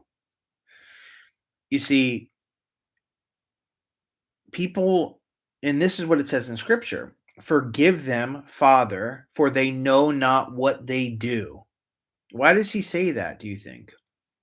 He says that because the reality is created by people who don't know what they are doing. Or even so, the people who act out things that they do don't know what they're doing. It's not their fault. It's not their fault. It's God's fault. So why would you feel guilty for something that God is creating? Now, I'm making a distinction here between you and God, but really there is a slight distinction, right? And the distinction is that the self that you're calling yourself, you're saying, I should feel guilty. Well, what you're saying is your person, like yourself as a human being, if that were the creator, then perhaps, but that's not the creator. The creator is the consciousness that is within you, which is the consciousness that's within everybody else as well. So, um, like you're not you, but generally you're as a human species, generally our understanding is like, to each their own, and each has their own part, and you act in accordance with what's good and all of this stuff. But really, like, that's all secondary, because we don't even have control over the actions that we're doing because of consciousness, because of God. The same consciousness that's one in me is the same one that's the same as that's in you and everyone else in the world. So when I imagine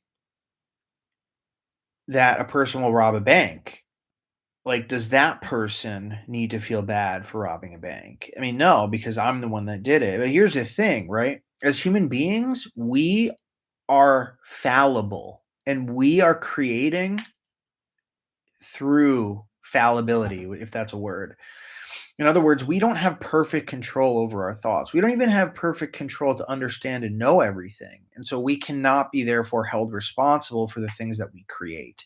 Not in the sense of blame or guilt, that is. Now, you can try to make the best effort to control your thoughts properly, but that is in no way predictive that your reality is going to be perfect. There is still so much going on that is not your specific creation. And not only that, there's stuff that's going to manifest that even right now, if you started thinking perfectly, this shit from old years ago is still going to manifest.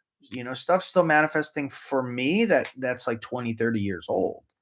So there is no guilt to be felt. There's no guilt to be had, right? This is all perfect. For anything to happen, there is a true infinite intelligent. So like we are a limiter of consciousness. We are our brain is a limiter. It limits the ability of intelligence, it limits the ability of power, it limits the ability of creation, it limits many different things of God, right? But yet we are given this power to create. So who is to blame? The fact that you are born is the fact that you are destined to create shit that you don't want to. There's no question about it. You don't even have a choice about that. The fact that your intelligence is limited from infinite to a very finite, um, a small amount is the proof. That's like giving a baby a nuclear bomb and pressing the button, right? That's what we are gifted with, and that's what we're given with, and it's a blessing or it's a curse. But nevertheless, it's not our problem and it's not our fault. So there's no guilt to be felt about it whatsoever. You live your life, you do the best that you can, and that's the bottom line. So that's the truth of the matter. That's the whole truth of the matter.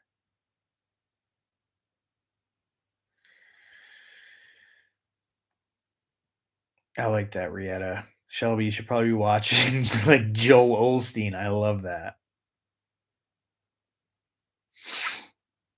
Oh my gosh. Hey Joe, wanted to be the first to congratulate you on surpassing 100,000 subscribers. Well deserved, my friend. Well deserved. I love that, bro. I love that. I seriously, dude.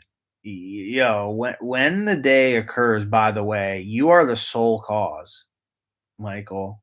You are the sole cause, bro. But yes, here's to the 100K that we have surpassed. Fuck yeah.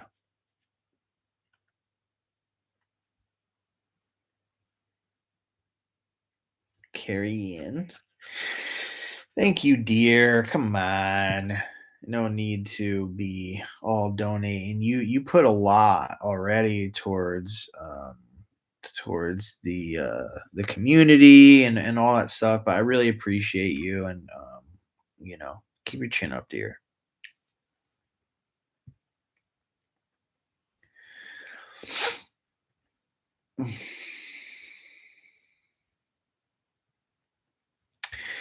Is that why there is a bridge? Because old stuff is manifesting and it's catching up with new conscious manifestations. Um, I mean, that's a good question. I think the way I see bridges is like this reality, the laws of it dictate that there's natural progression, like there's growth and all that stuff, like a seed grows slowly to get to grow into its full ending. So the bridge is like the spiritual version of that. That's how I see it. But there is definitely something to be said as well about what you're saying. Like bridges also are so that they are destined to happen no matter how much time passes. Like that's a fact. That's a fact. I am just watching the chat as I was eating. Just to let you know, my name is associated with a song by Jefferson Airplane, a 1960s and 70s hippie band, not religious. Don't you want somebody to love?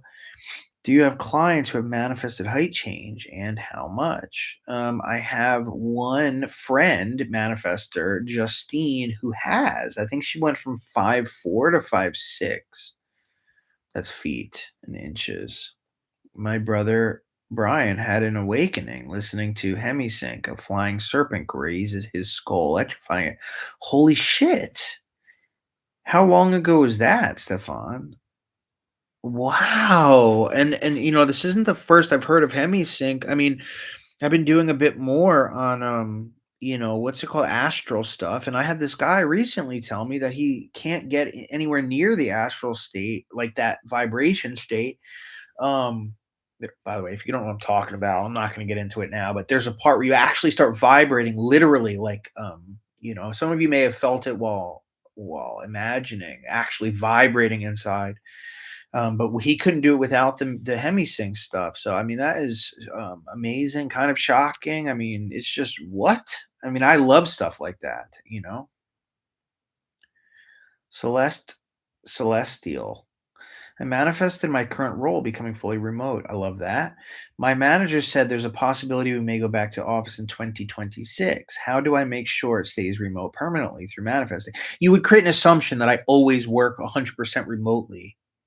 That's what I would do because it's not that's just the key. That's what I would do. And I would even like so the assumption is going to dictate what happens in the future in a broad sense as well. So imagining the end isn't really the best for this in the sense of a scene itself like, "Oh, I'm working from home in 2026." Like you could do that or if it's 2027 on your calendar or something like that. But that doesn't imply permanence, does it? So, and you don't want to imagine yourself on your deathbed saying, I've worked remotely my whole life. You know, you want to instead, this is what assumptions are for. They are continuous, permanent, um, repeatable creations.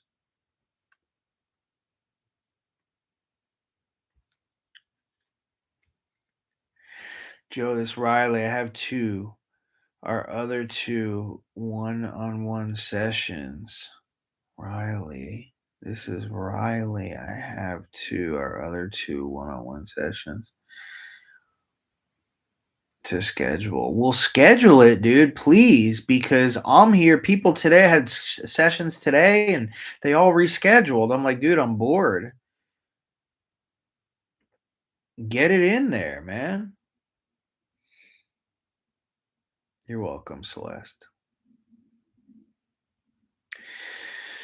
Could you do videos on CIA tapes about consciousness and manifestation? Here's the thing, like I have so much to say about stuff like that, but I don't feel like it's a perfect fit for my channel. I mean, what do you guys think? I could be wrong, but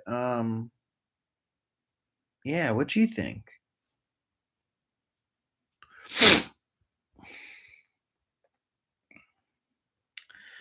Ooh, Spirit of Arato. Thank you for replying to my posts. Man, you're welcome. I try to, I really try to, get stuff done. You know what I mean? Like, I know sometimes it's not as easy to just get them all answered, but I'm glad that I was able to answer yours, and I'm glad that you are grateful that I answered yours. So really appreciate the 5. I love that. Thank you so much, man. Seriously, genuinely from the bottom of my heart, love that. And by the way, guys, if you don't know, really stopped putting ads on my videos. You'll probably see like a brief mention of like the new apps that I've created, but it's not really the same as like an ad because I'm like proud of the thing that I've created. So I'm hoping everyone uses it. Like if you haven't heard, there's mynevillegoddard.com now. It's the first study app like for Neville. So for the people who are sick of getting, I call them Franken quotes, like fake quotes that people are giving from their channels. They're not even aware that ChatGPT doesn't give the right info about Neville. So if you are looking for actual true information about like what you do is it's as if you're literally sitting in on a lecture of Neville because you get to select a lecture or a book and you get to interact with it. And not only that, you can also select on the different tier, though. You can select to interact and ask questions with any of the all of the lectures at once or books. So the reason this is important is because, like ChatGPT and Gemini, for those of you who use it, it's genius, right? But the problem is with Neville and specific sorts of things like that, it doesn't give valid information because it uses the breadth of the internet. Meaning what ChatGPT does, if you didn't know, I don't know if you guys are tech familiar or not, but there's the entire internet. What these companies do is they create massive data dumps of all of the websites ever made, and then they essentially put them into a format that's like a couple gigabytes, and that becomes the database through which ChatGPT uses to answer questions. And the way ChatGPT answers questions is it has like an ingenious formula behind it, an algorithm, but it looks when you ask a question about Neville, what it will do is it will pull related content. So it'll pull all the websites about Neville, not his books, some of his books, but it'll find all of his the websites made about him, the Reddit posts, the business websites that comment about him, the commentaries about them, and it will though sometimes find his books, but not usually. And what it does is, and not only that, then it goes into manifesting law of attraction. It goes to similar avenues and it prepares its answers that way. And it gives you like an amalgamation of not only Neville, it'll give you combinations of all other teachers as well. When you're asking, even if you ask it, give me a quotation from Neville, it'll give you a combination of Neville Goddard, Abraham Hicks. It'll start talking about raising your vibration. You'll notice this, and I'm sure you guys have. I mean, I guarantee half of you guys here have gotten stuff like that. But what's scary is when the answers are close enough that they appear to be authentic, and then when you cross-reference it, you realize that Neville really said that thing. So the thing about it, the reason that that's important is because Neville is the truth, man. Like I have tested all of these manifestation people throughout my life, and the only one who has been the closest, and not only the closest, but the dead on accurate to what I have systematically tested is Neville. So, like, for those of you who don't have time to sit down and print out 300 lectures and underline and cross referencing them, which is what I did, this is just the simpler, faster, easier, but yet exact way to do that, and even a smarter way. So that's mynevillegoddard.com. If you're interested, it's really for the really hardcore Neville people, right? This isn't just an AI like we have a Neville bot for the Discord, and that's sort of a mentor where he has a lot of his info on there as well. And you talk to him and he helps you create scenes and decipher your assumptions and stuff like that. But this is more academic based, and when I say that, I don't mean you have to be some genius to do it, but I mean it with the intention that you want to understand what Neville is saying. Like, what does he mean when he says feeling? What does he mean when he says imagine the end? What does he mean when he says living in the end or live in the end? You'll be shocked when you find out that feeling isn't talking about emotion, or live in the end doesn't mean morning, noon, and night every single day. Imagine the end, but you wouldn't know this unless you actually studied the breadth of Neville's teaching. So, um, I'm proud of it. I mean, it's something for me that if I had, it would have helped me transform so much faster. I mean, I'm proud of all the work that I put in, and I know it took me the time that it took me, and I wouldn't be who I am without it. But I suppose what I can do now is just pass it forward. There is a free version of it too, by the way. It's mynevillegoddard.com. You don't have to download anything. And then yeah, you just register and sign up, and you can start chatting with some of the lectures and stuff like that. And then there's an upgraded version that you would pay for. And the reason for that, I would make it all free, and the only reason I don't is because I have to pay out for each search query made, because it uses a really intensive two-part search algorithm that uses AI, and it's not using like Gemini or ChatGPT or anything like that. It's using like a powerful infrastructure. So it's for the support of that, but it's nominal. It's nominal. But yeah, if you're interested, again, I just wanted to throw that out there since we're probably coming near to the end of this. We're not at the end yet, though, guys. Don't worry. But yeah, I appreciate that. And I hope you guys check it out at the very least. And for those of you who were here on before, I talked about the beta that I released. I'm not going to talk about that again, though. Let's celebrate their first super on a live stream. Celeste Celestial. Ah, man. Thank you so much, Celeste Celestial. How come it doesn't let me heart it? That's not right. Well, I'm trying to heart it and it just won't let me. So thank you so very much, Celeste Celestial. And let's celebrate their first super on a live stream. Well, thank you. And everyone, let's give her a round of applause. Do you feel gematria is intended to confuse people? No. No, no, no. Gematria as it was used in and of itself, as it was created for ancient Hebrew, that's a great question. It's really meant to find connections. Now, if people are using it for some other way, I'm not really sure of that. And I'm actually thinking that's what you're saying, is there's other ways people use gematria.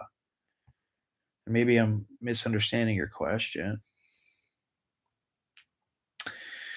Nibbles. Well, there's a free version, Nibbles. So you can just use the free version, you know?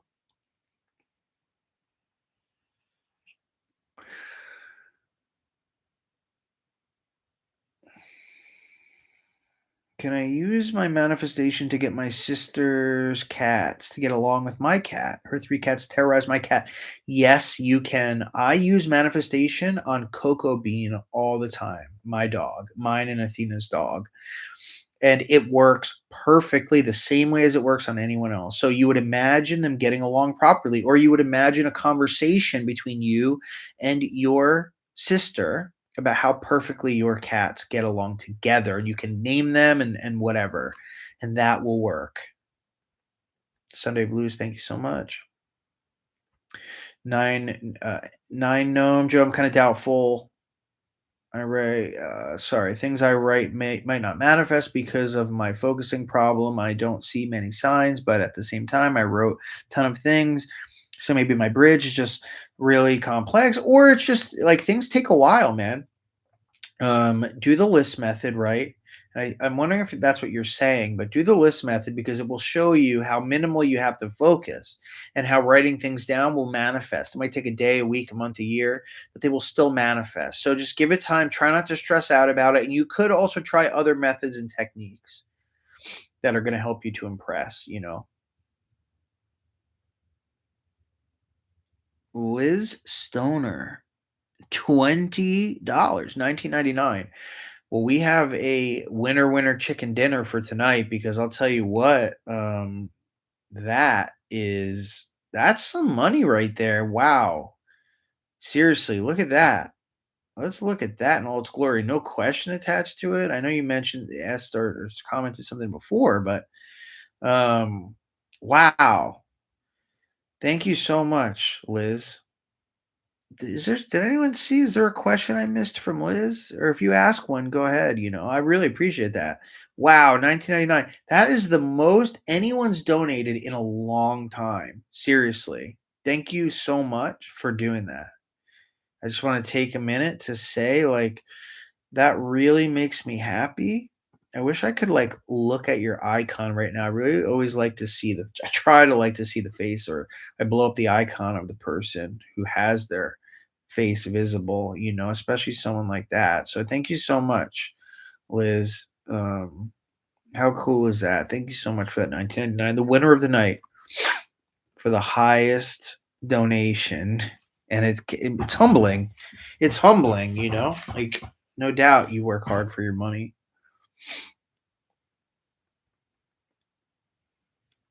I appreciate you. Oh, look, it put you as number one. Isn't that funny? It says there's a crown that has a number one next to your name. Is that because of that? I've never seen that before.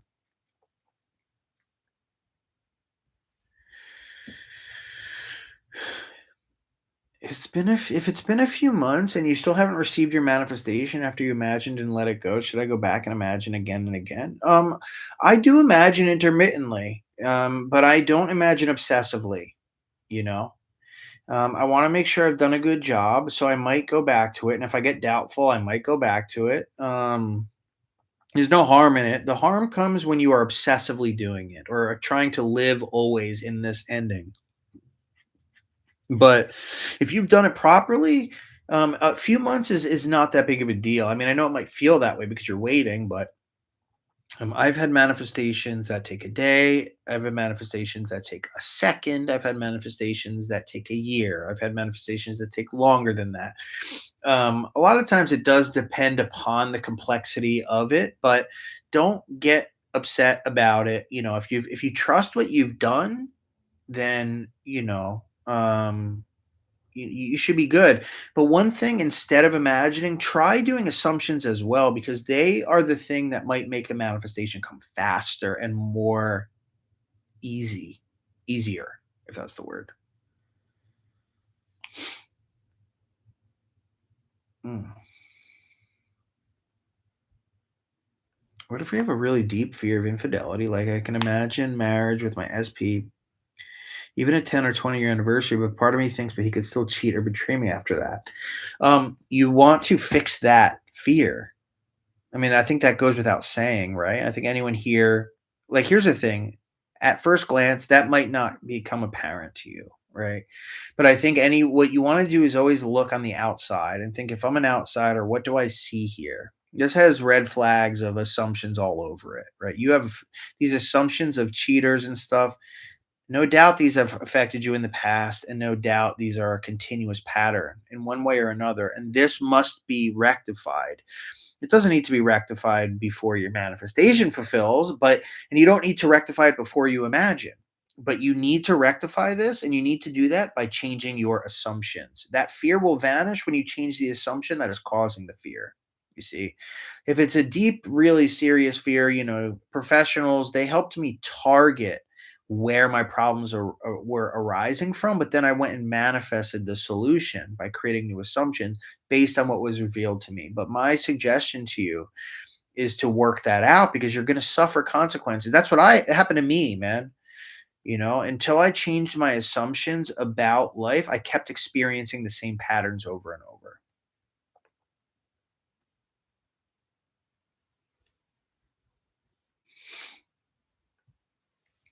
All the way from Namibia. What? Yo. Oh, that is awesome. I wonder, do you guys have a lot of like, do you guys have safari and stuff there? Oh my god, someone just donated 20. Of course, you had to, right? What the? Oh, okay, Delta. Let me first answer this one, and then I will get to you right now. Okay. How do I manifest three separate goals that I truly want? Just imagine them separately. That's the key. Separately, separate imaginal acts. Meaning one desire per act. Do not mesh your desires together. Imagine them respectively, separately. Imagine the end, let it go, and then imagine the next one. You don't need to only imagine one and then stop and wait till it manifests and imagine the other. They will sort themselves out as to when they manifest. Okay. God takes care of that. You take care of just planting each of those seeds. Construct a short, concise scene of the ending after the end. After the end. You've already received it. Now add a period of time on top of that. Imagine that scene and then move on to the next one after you've done that successfully. And usually I'll imagine one scene, one desire until I feel I have imagined that successfully, not manifested it successfully, but I'm not going to rush from one scene to the next in a single day. I'm going to imagine until I feel satisfied with that. And then I'm going to go to the next one. And then I'm going to go to the next one, and then they will manifest. There's no limit. The well will never dry up. You have infinite ability to manifest all the time. So, yeah, hope that helps.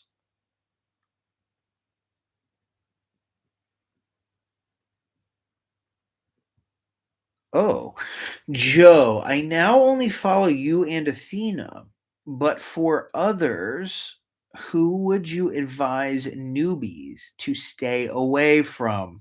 If I have a big manifestation I need to happen in April 2026, list method or something else? You're asking, who would you advise I stay away from? You know, I gotta say I don't like to name names, and I think you can understand and respect that. It's a public platform, and I don't want to start any wars. But what I can tell you is I think people in this chat might be able to help you with some of the names to avoid, but I would like objectively, I would watch my channel from the beginning because it goes very much, it's very simple, and goes through one concept per video. That's a really great start for anybody, I feel. Um, I'm not the best one to ask about who to watch. Athena is also really great, obviously. I mean, obviously, I'm gonna say that. I mean, clearly, right? Um, but like what I can tell you to stay away from is things like get rich quick manifesting things. And let me explain that briefly. Like, so manifesting is get rich quick, no matter what, right? That is the fastest and most perfect way to manifest your desires. And I think anybody can agree with that. Everyone should agree, would agree, could agree, etc. Get rich quick manifesting is things like manifest in 3 seconds, manifest in 3 days, or manifest in steps. Do not do that. There are certain things that are, how do like, this is tricky for me because I want to answer you. I know you're asking very sincerely, but at the same time, I don't want to have. I'm not picking on anyone. Is what I'm trying to say here. So I'm just going to be blunt, and I'm not picking on anyone. This is just the truth of it, right? And when I was beginning, I made mistakes, but it wasn't until I made those mistakes and tested those mistakes that I learned to get away from those mistakes, right? One of those mistakes was um, manifesting in steps or manifesting the middle, right?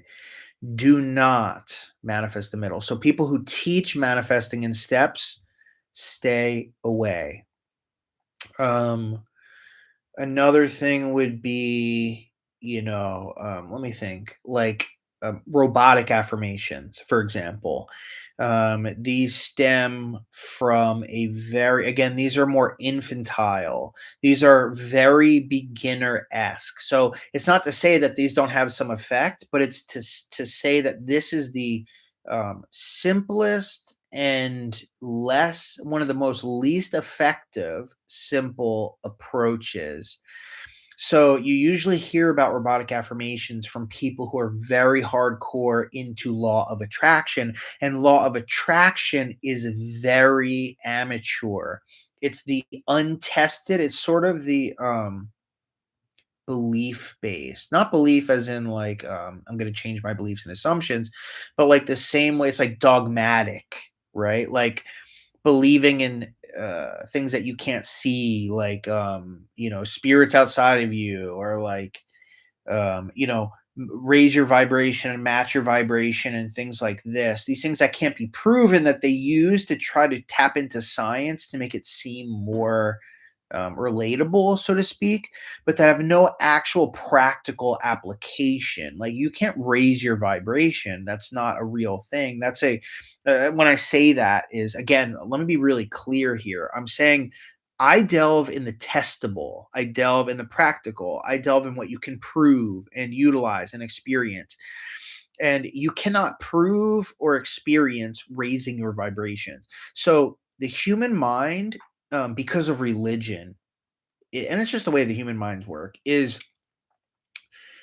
it itself likes to latch onto magic and easy and sort of dreamlike stuff, right? So when I say like something like, you know, God, what's an example of this? Again, like, raise your vibration. It's a truly meaningless thing. There's no, like, if I told you to raise your vibration, what does that actually mean to you? And the reason I bring that up is because once things move away from practical and they start moving into the airy fairy, we have a major problem, because it moves away from logic and reason and starts to get into a fanatic or fantasist mindset.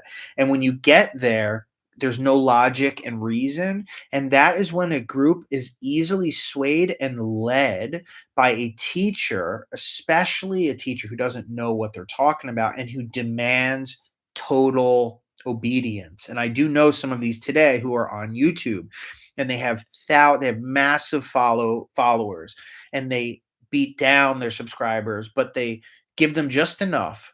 Like, for example, I know one teacher who teaches people to use robotic affirmations, and they teach them to manifest in steps. And I'll tell you the problem, and I'll tell you why they do this, and I'll tell you the problem with this.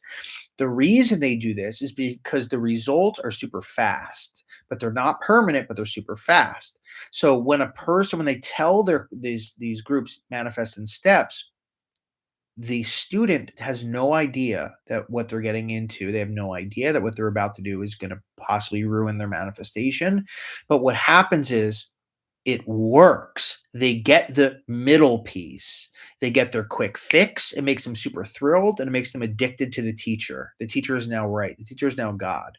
So that's what manifesting in steps does, right? But the problem, what they don't tell, and when they're confronted, they get very angry. I've seen it before. I've been shown it by people. They get very angry. They get denial. They block people. They yell. They start accusing. They don't like that, right?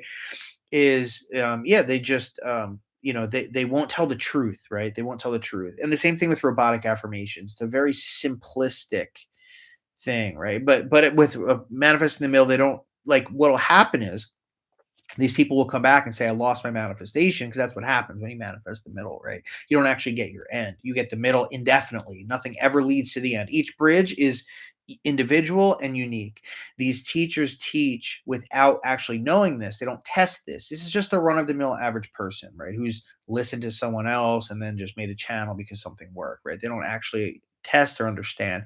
This is what the internet has been riddled with over the past about 3 years, is just these people, they follow one person who's taught them this incorrect way of teaching that worked.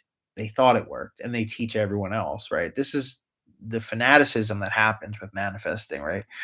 So you want to follow people who test. So I've tested many different people, right? Many different books obsessively and stuff. So I can tell you that Neville is the closest to the truth out of anyone. Second to him would be a combination mix between Joseph Dispenza and Joseph Murphy, and then it just rapidly decreases. So some red flags are like some people who, like, there was one teacher, again, I'm not going to name names, but they were teaching something about Neville. They were wrong. And so when they were confronted, they just said, oh, Neville is just a man anyway. It doesn't matter. And then they just started trashing Neville. So anyone who's kind of trashing Neville means that they are afraid of what is being said here, right? Because here's the problem, and again, this is only understood mostly when you have a channel. Like, I didn't realize this for years, but people, and their channel, right? They have this channel, they have a wealth of subscribers and their income. They've quit their jobs. So now their entirety of their income is based upon what they've taught already, their message. So when someone comes in and says what you're teaching is wrong, it threatens their livelihood. So they're not going to say, I was wrong, let me change this. They will not. And I've seen it. It's only happened one time that I've ever seen. Most of those people just immediately freak out and then they talk nonsense about anyone who has talked against them. And it's because they're threatened. You think they're going to give up their livelihood and say they're wrong? You think these people that have invested in them are going to be happy when when the teacher turns around and says, oh, sorry, I was wrong. Everything that you've just done is wrong. No, they'll never say it. And they haven't said it. There's one teacher that I saw that she taught robotic affirmations. And after that, she started to get tons of hate. I mean, so much hate, right? So she wanted to come clean and tell everyone like, okay, fine, you should use, you shouldn't just robotically affirm. It's not going to do anything. You should add something in there, some set level of focus or feeling or thought or whatever. So she made a video and she said that her audience turned on her so hard that she deleted the video, and then she made another video right after that just said, "Sorry guys, I was wrong. You should just, robotically affirm." So anyway, point is Neville is really the truth, okay? Neville's the truth. I teach Neville and what I have systematically tested. Personally, I think that's the highest level, right? Objectively, obviously, you have to take it from a grain of salt and you have to look at it from a different perspective because I'm the one who has the channel. I'm talking about it. So obviously, you have to say, is this guy just saying this because it's his channel? I tell you, I swear to God that I believe that what I'm teaching it's not about what I believe. It's all been systematically tested. So what I'm teaching is not what I believe. And what I'm teaching is what I've witnessed, data driven, tested, ran experiments on, and from all of my coaching clients, my subscribers, people who have submitted to me all their stories, I've analyzed all of that down and I teach on what is absolutely certifiably correct with no exceptions. I don't know of anyone else. There is no one else who does that, right? So what I would say is you want to find people who are not an egomaniac, people who aren't abusive, people who are abusive to their audience that call them stupid and stuff. Red flag. I know a couple of them. Some of you here might know a couple. That is a major red flag. The abusive teacher. It's a power tripping thing. It's to get them into submission so that anything that they say, they believe that person, and that is what happens, even if they're wrong. So yeah, and then Athena obviously she uses a psychological approach as well as Neville, and that is really, really powerful. So I'm gonna stop with that, but you did donate a whole 20. So I hope that helps you a little bit. I mean, I hope so. Thank you so much.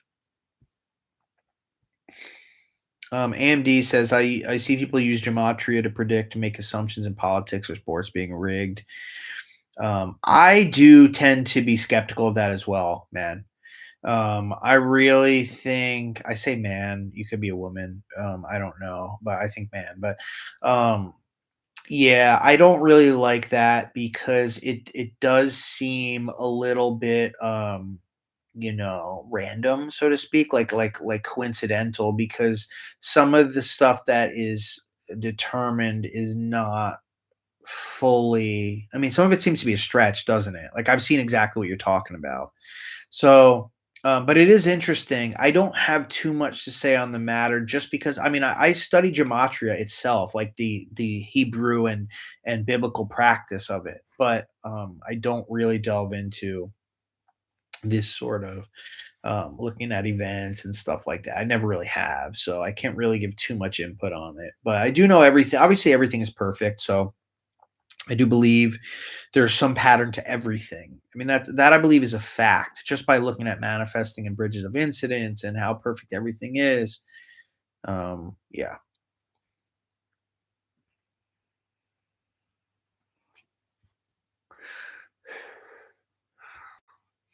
My God, my nose is starting to get stuffy.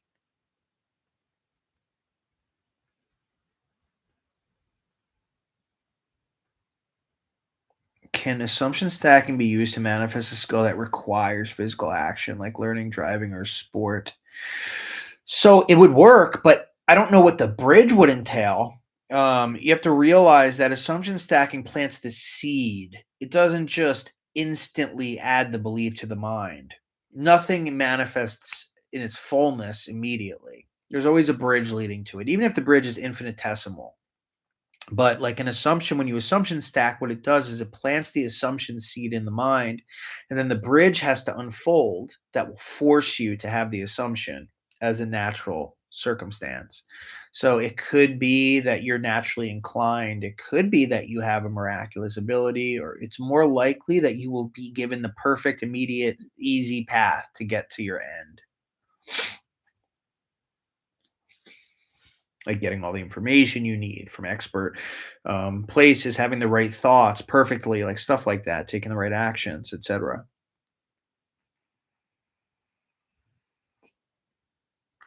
Kevin says, I was visualizing the world, bank account, and then the amount that's in there. It wasn't exactly what the account looks like, but does that matter? No, it does not matter. That's a good question. These things do not have to be perfect to reality. And the reason for that is because your subconscious is symbolic, so it will interpret what you're providing it, and it's what you're focusing on is what's important. So if the concept is what you're really feeling and experiencing, and the nature of it, like the amount, or or the idea of it, like it's risen drastically, that will be taken, and the rest of it will just be perfectly, incorporated by your subconscious. So don't worry about everything being exact. It does not have to be perfect. Just like imagining a person, you don't have to get every detail right. You just have to know it's them, and that will be fine.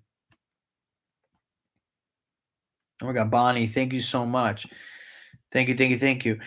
Can you tell me how to get my avoidant boyfriend to show me love the way I need and to move in with me and build a life with me? Bonnie, watch my video on the triadic heart method. Okay. Have you seen that video, Bonnie? Because what's going to happen is this is all, listen, here's the thing, right? I don't know how much you know about me or what I teach or Neville's teachings, but what can be proven is that everything in this world, in fact, this is my last video. You are the vine, everyone is the branch, right? Everyone is you pushed out, which means you are the reason that he came into your life. Okay. So, and the way that he's acting, not that you have created him or you forced him to have this new trait where he's acting this way, but your assumptions are causing an avoidant person to come into your life in the first place. So, with that said, you have to change your assumptions about every guy that you date, every guy that you trust, every guy that loves you, every guy that is interested in you, and you have to start setting these assumptions like every guy that I date is trustworthy, every guy that I date is has secure attachment, every guy that I date is very affectionate with me, every guy that I date is such and so forth. And there's more. You probably, I mean, you might need to change assumptions about him as well, like specifically about him, but you want to go broad because I guarantee this is a pattern. Everyone who has almost invariably everyone I've ever met who has problems with an avoidant partner, it's their broad assumptions that have compelled them to act that way. So you have to change your assumptions about men in general, about avoidant people in general. And that will, and your insecurity, that's probably there as well, right? It's usually insecure who attracts avoidant.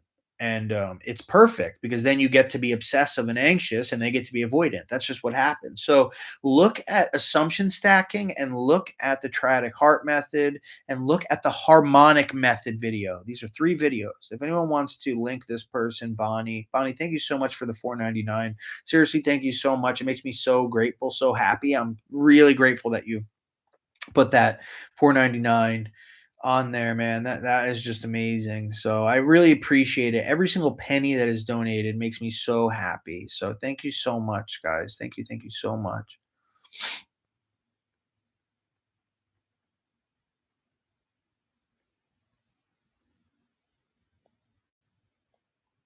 I pray to God all the time, Nibbles.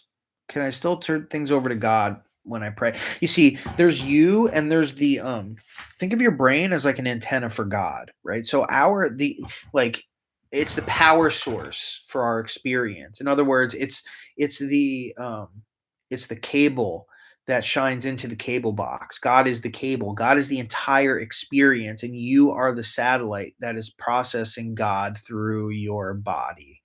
So when you pray to God, turning it over to God, absolutely, that's what you actually are doing, right?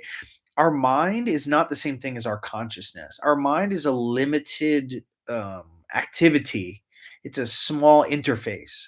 God is the infinite consciousness, all things, all infinite power. All, like we don't have infinite intelligence as a human being. And you know that. This brain is a limiter of consciousness. It's a localizer, a localizer of God. So, in other words, we have a very small aspect of God within us. It still is God. Do not get that twisted. But when I pray, when I imagine, I do turn it over to the infinite God. I'm imagining that something will manifest so that God can take over and force that thing to happen. The infinite God, the bigger part of myself, the father part of myself that fathered me, right? He is the father, right? This is why it says in scripture, Christ says this, which is your human imagination. I, the human imagination, the human consciousness, and God. I and my Father are one, but my Father is greater than I. It's exactly why, because I, the Joseph Ally, my imagination, my consciousness, that's what's called the Christ. That's just so you're thinking of Christ. Everyone would think of Christ as a person, a human, but Christ is if there's a God and that's infinite, then a Christ is the small portion of it, the human form, the human size version of God. Okay, so I and my Father are one. My Father is greater than I. So absolutely, you can then you can do that. What is the question that you asked? Because it just went away. Can I still turn things over to God when I pray? It helps me let go. But I am God now, I realize. Any suggestion? It bugs me for some reason. Yeah, Nibbles, just remember what I just said. Remember what I just said because that is the absolute truth.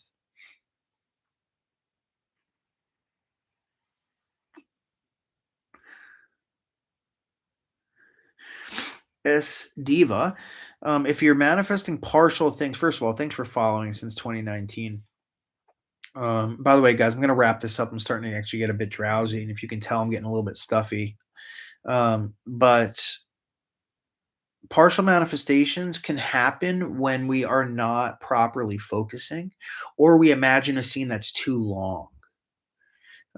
Meaning you're because what'll happen is you will focus on one place, but then your seed will plant, and then you keep imagining like you don't maintain the perfect focus throughout the scene. You see, so make your scenes much shorter, very short, and only keep it concise to contain the end, and not random details that don't matter. Right? Only focus on the core aspects of what what matters, and that's how you'll do it.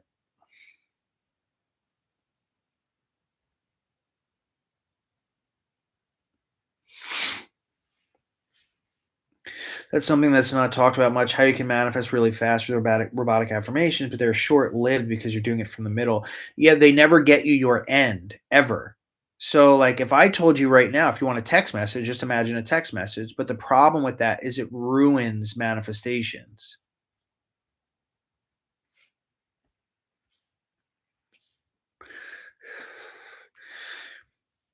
I wonder how many of you here would support me and share my video. Who here would share and promise to share my video? Like, you'd have to physically share it, like it, etc.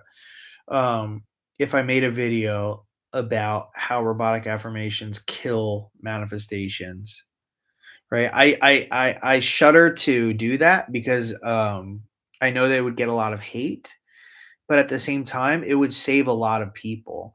But I would need everybody to actually be on board and everybody to comment and everybody to like and everybody to confirm, right? Because what will happen is a large amount of people will come on and get angry and then that just floods out the comments and then people just think that that's nonsense. So I would technically literally need a load of people to come on and back me up. Athena painted this, man. She painted this. She's a genius. Joseph is a freak of nature. I mean, in a nice way. You want to manifest, listen to this, man. Thanks, Stefan. I appreciate you.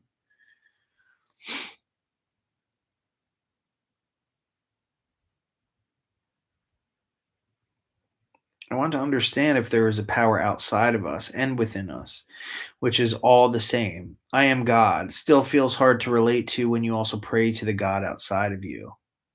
Well, it's as I just said. It's as I just said. I literally just broke it down. So I suggest you just rewind and listen to that closely because I would say the exact same answer. We are a droplet of God, which means we still are God, but we are still a miniature side of God, miniature particle of God. We are still God though. We have access to the power of God. But infinite God is infinite consciousness, which means all of this is God. Obviously, this body is not all of this. So therefore, there is the same God that's within us also still exists without of us. It's like having a jar, right? Imagine a jar and you put the lid on it. And what's inside of that jar? Air. But what's outside of that jar? Air. That's that's what it is.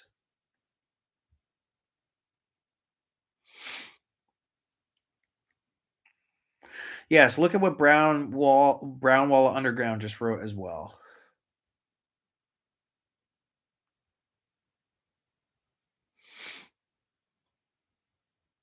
I would share it all over. I want that video.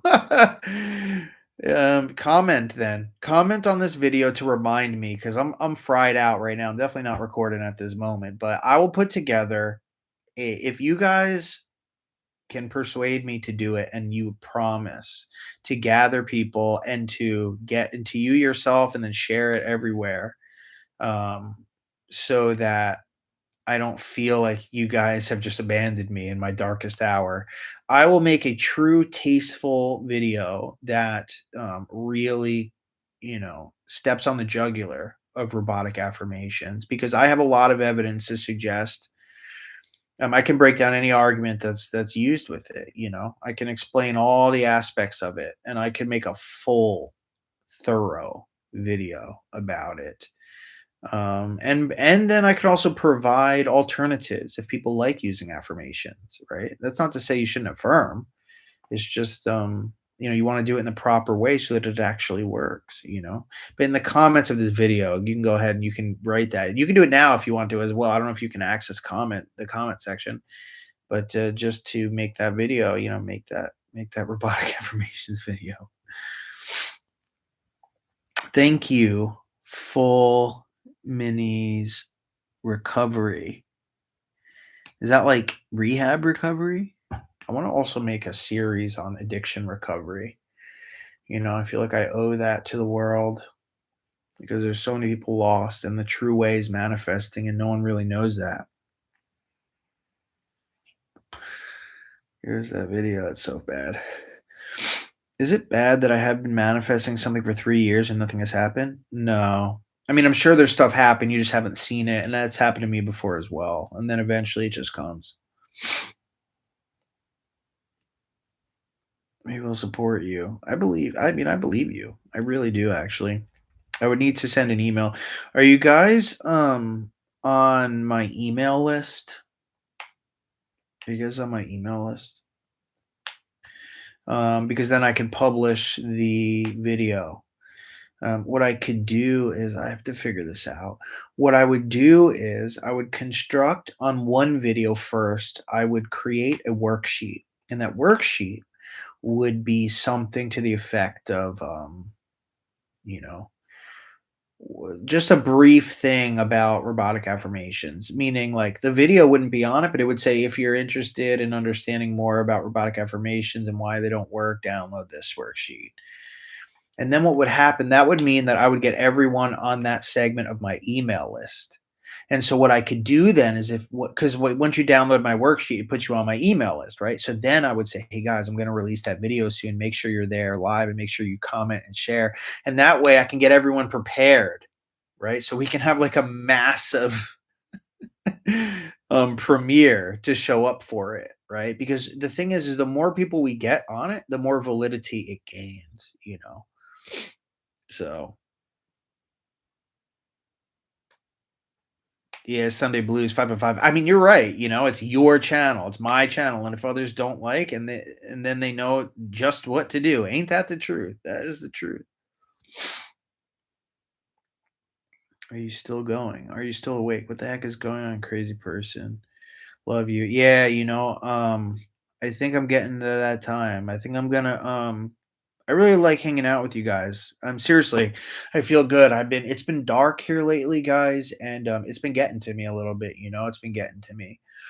And I've been working hard, and then I came to this point where I finished like a load of projects at once. So now I feel kind of like what is next. So I'm grateful I did this with you guys. I mean, you guys have been hanging out with me for 2.5 hours, and some of you have been here basically the whole time. So it made me feel a lot better, you guys here, just chatting with me and, getting support and talking about some of the most favorite stuff that I love. So I got to tell some great stories today that I've never told to anyone before. So none of you guys, none of no video or nothing. So that feels really good. I appreciate you guys being here for real.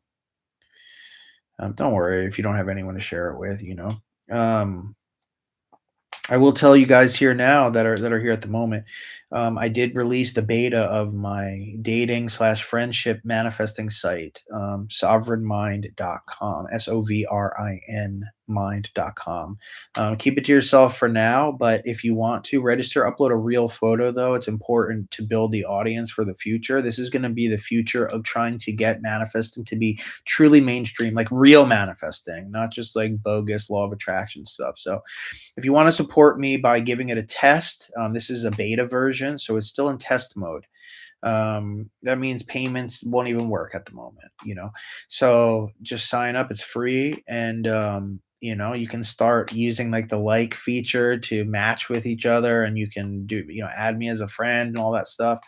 Um, but that's a secret for us right now. I'm not going to post this elsewhere. So yeah, that's it. And let's see if there's anything else to share it with. I'm in Saddlebrook, New Jersey. Oh man, I would love to go visit back. Soon I will. Soon I will. Yeah, my mother just moved back to Jamesburg, so that's central. You know, Let me just answer this question. What do you think about this or something better?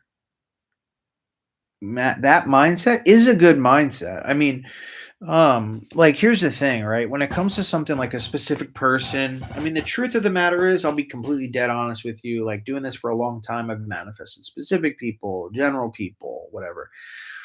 This or something better is good for certain concepts. I do believe the specific person is a good one in and of itself because for two reasons. It removes the stress and deep anxiety related to specific person. It causes a lot of people a lot of pain. It's great for growth. It'll help you get through a lot because you're going to want to need to manage and control and modify a lot of that stuff. But for specific things, like if you need something specific, you can get it. There's no doubt about it. Like if you just want to go specific, you can do that. But the question was asked, is it a good mindset to be in to go this or something better? So I could say it's healthier. And the truth is that your infinite ability to know everything through God, like God can be used as the infinite calculator to devise what would be perfect, even more perfect than me and my limited mind can devise. And that's a fact. I've tested that before. So it depends on what you're after, right? I don't discourage anyone to avoid or stray from the specific, but I can say that it can be substantially easier, less stressful, and even better to use, or better in certain contexts, bar none, no questions asked, absolutely, and that is through experience, right?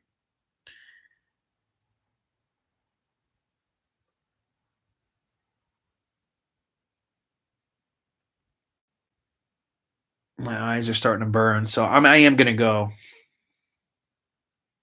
Do you think love is the hardest thing to manifest? Seems like most of us find out about this by trying to manifest an SP. Um, I would say that it's the hardest on the heart. Like the only thing that makes it difficult is the deep emotional attachment related to it, right? You don't have the same level of emotional attachment to money or a lot of like nothing has any comparison except for something like death. Has any comparison to the absolutely monumental, intense feelings that occur within an individual.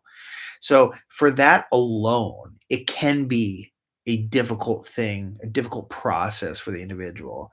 But it really doesn't mean that things are going to be like harder per se, like actually manifesting wise. It doesn't mean that you're going to have to do anything different imaginally. It could mean that you want to straighten out some of your assumptions and your patterns, which again with love is all it all comes from your parents and your family and stuff, and that's old, so that can cause substantial work to be done, but there's a lot of value in it. And I don't I think that like if I were to do things again today for the sake of ease, I would go general. And that's how I manifested Athena. It wasn't general like, oh, I just want a good person. I wrote down over 100 specific traits in a notebook in a journal from the perspective of already having my perfect person. And I named it my wife. And so it wasn't even going general. It was just being exacting, just without a person's face involved. And I was brought the exact person. I mean, every MF and thing that I wrote down happens, happened and manifested. So um that's it. That's it. So guys, on that note, I am gonna wrap this up now. I really appreciate you guys. Thank you so much. Thank you so much. Hello, Cazaro from West Virginia, Christy. Hello, everyone who's here. I really appreciate you guys so much. Thanks for spending my evening with me. It's been 2 hours and 41 minutes of speaking. And it's time to rest my tired eyes. I will tell Athena everyone said hello. Thanks for the donation, guys. I really appreciate you guys so much. Seriously, seriously, seriously. We have to do this again soon, and we will talk again. Bye, guys.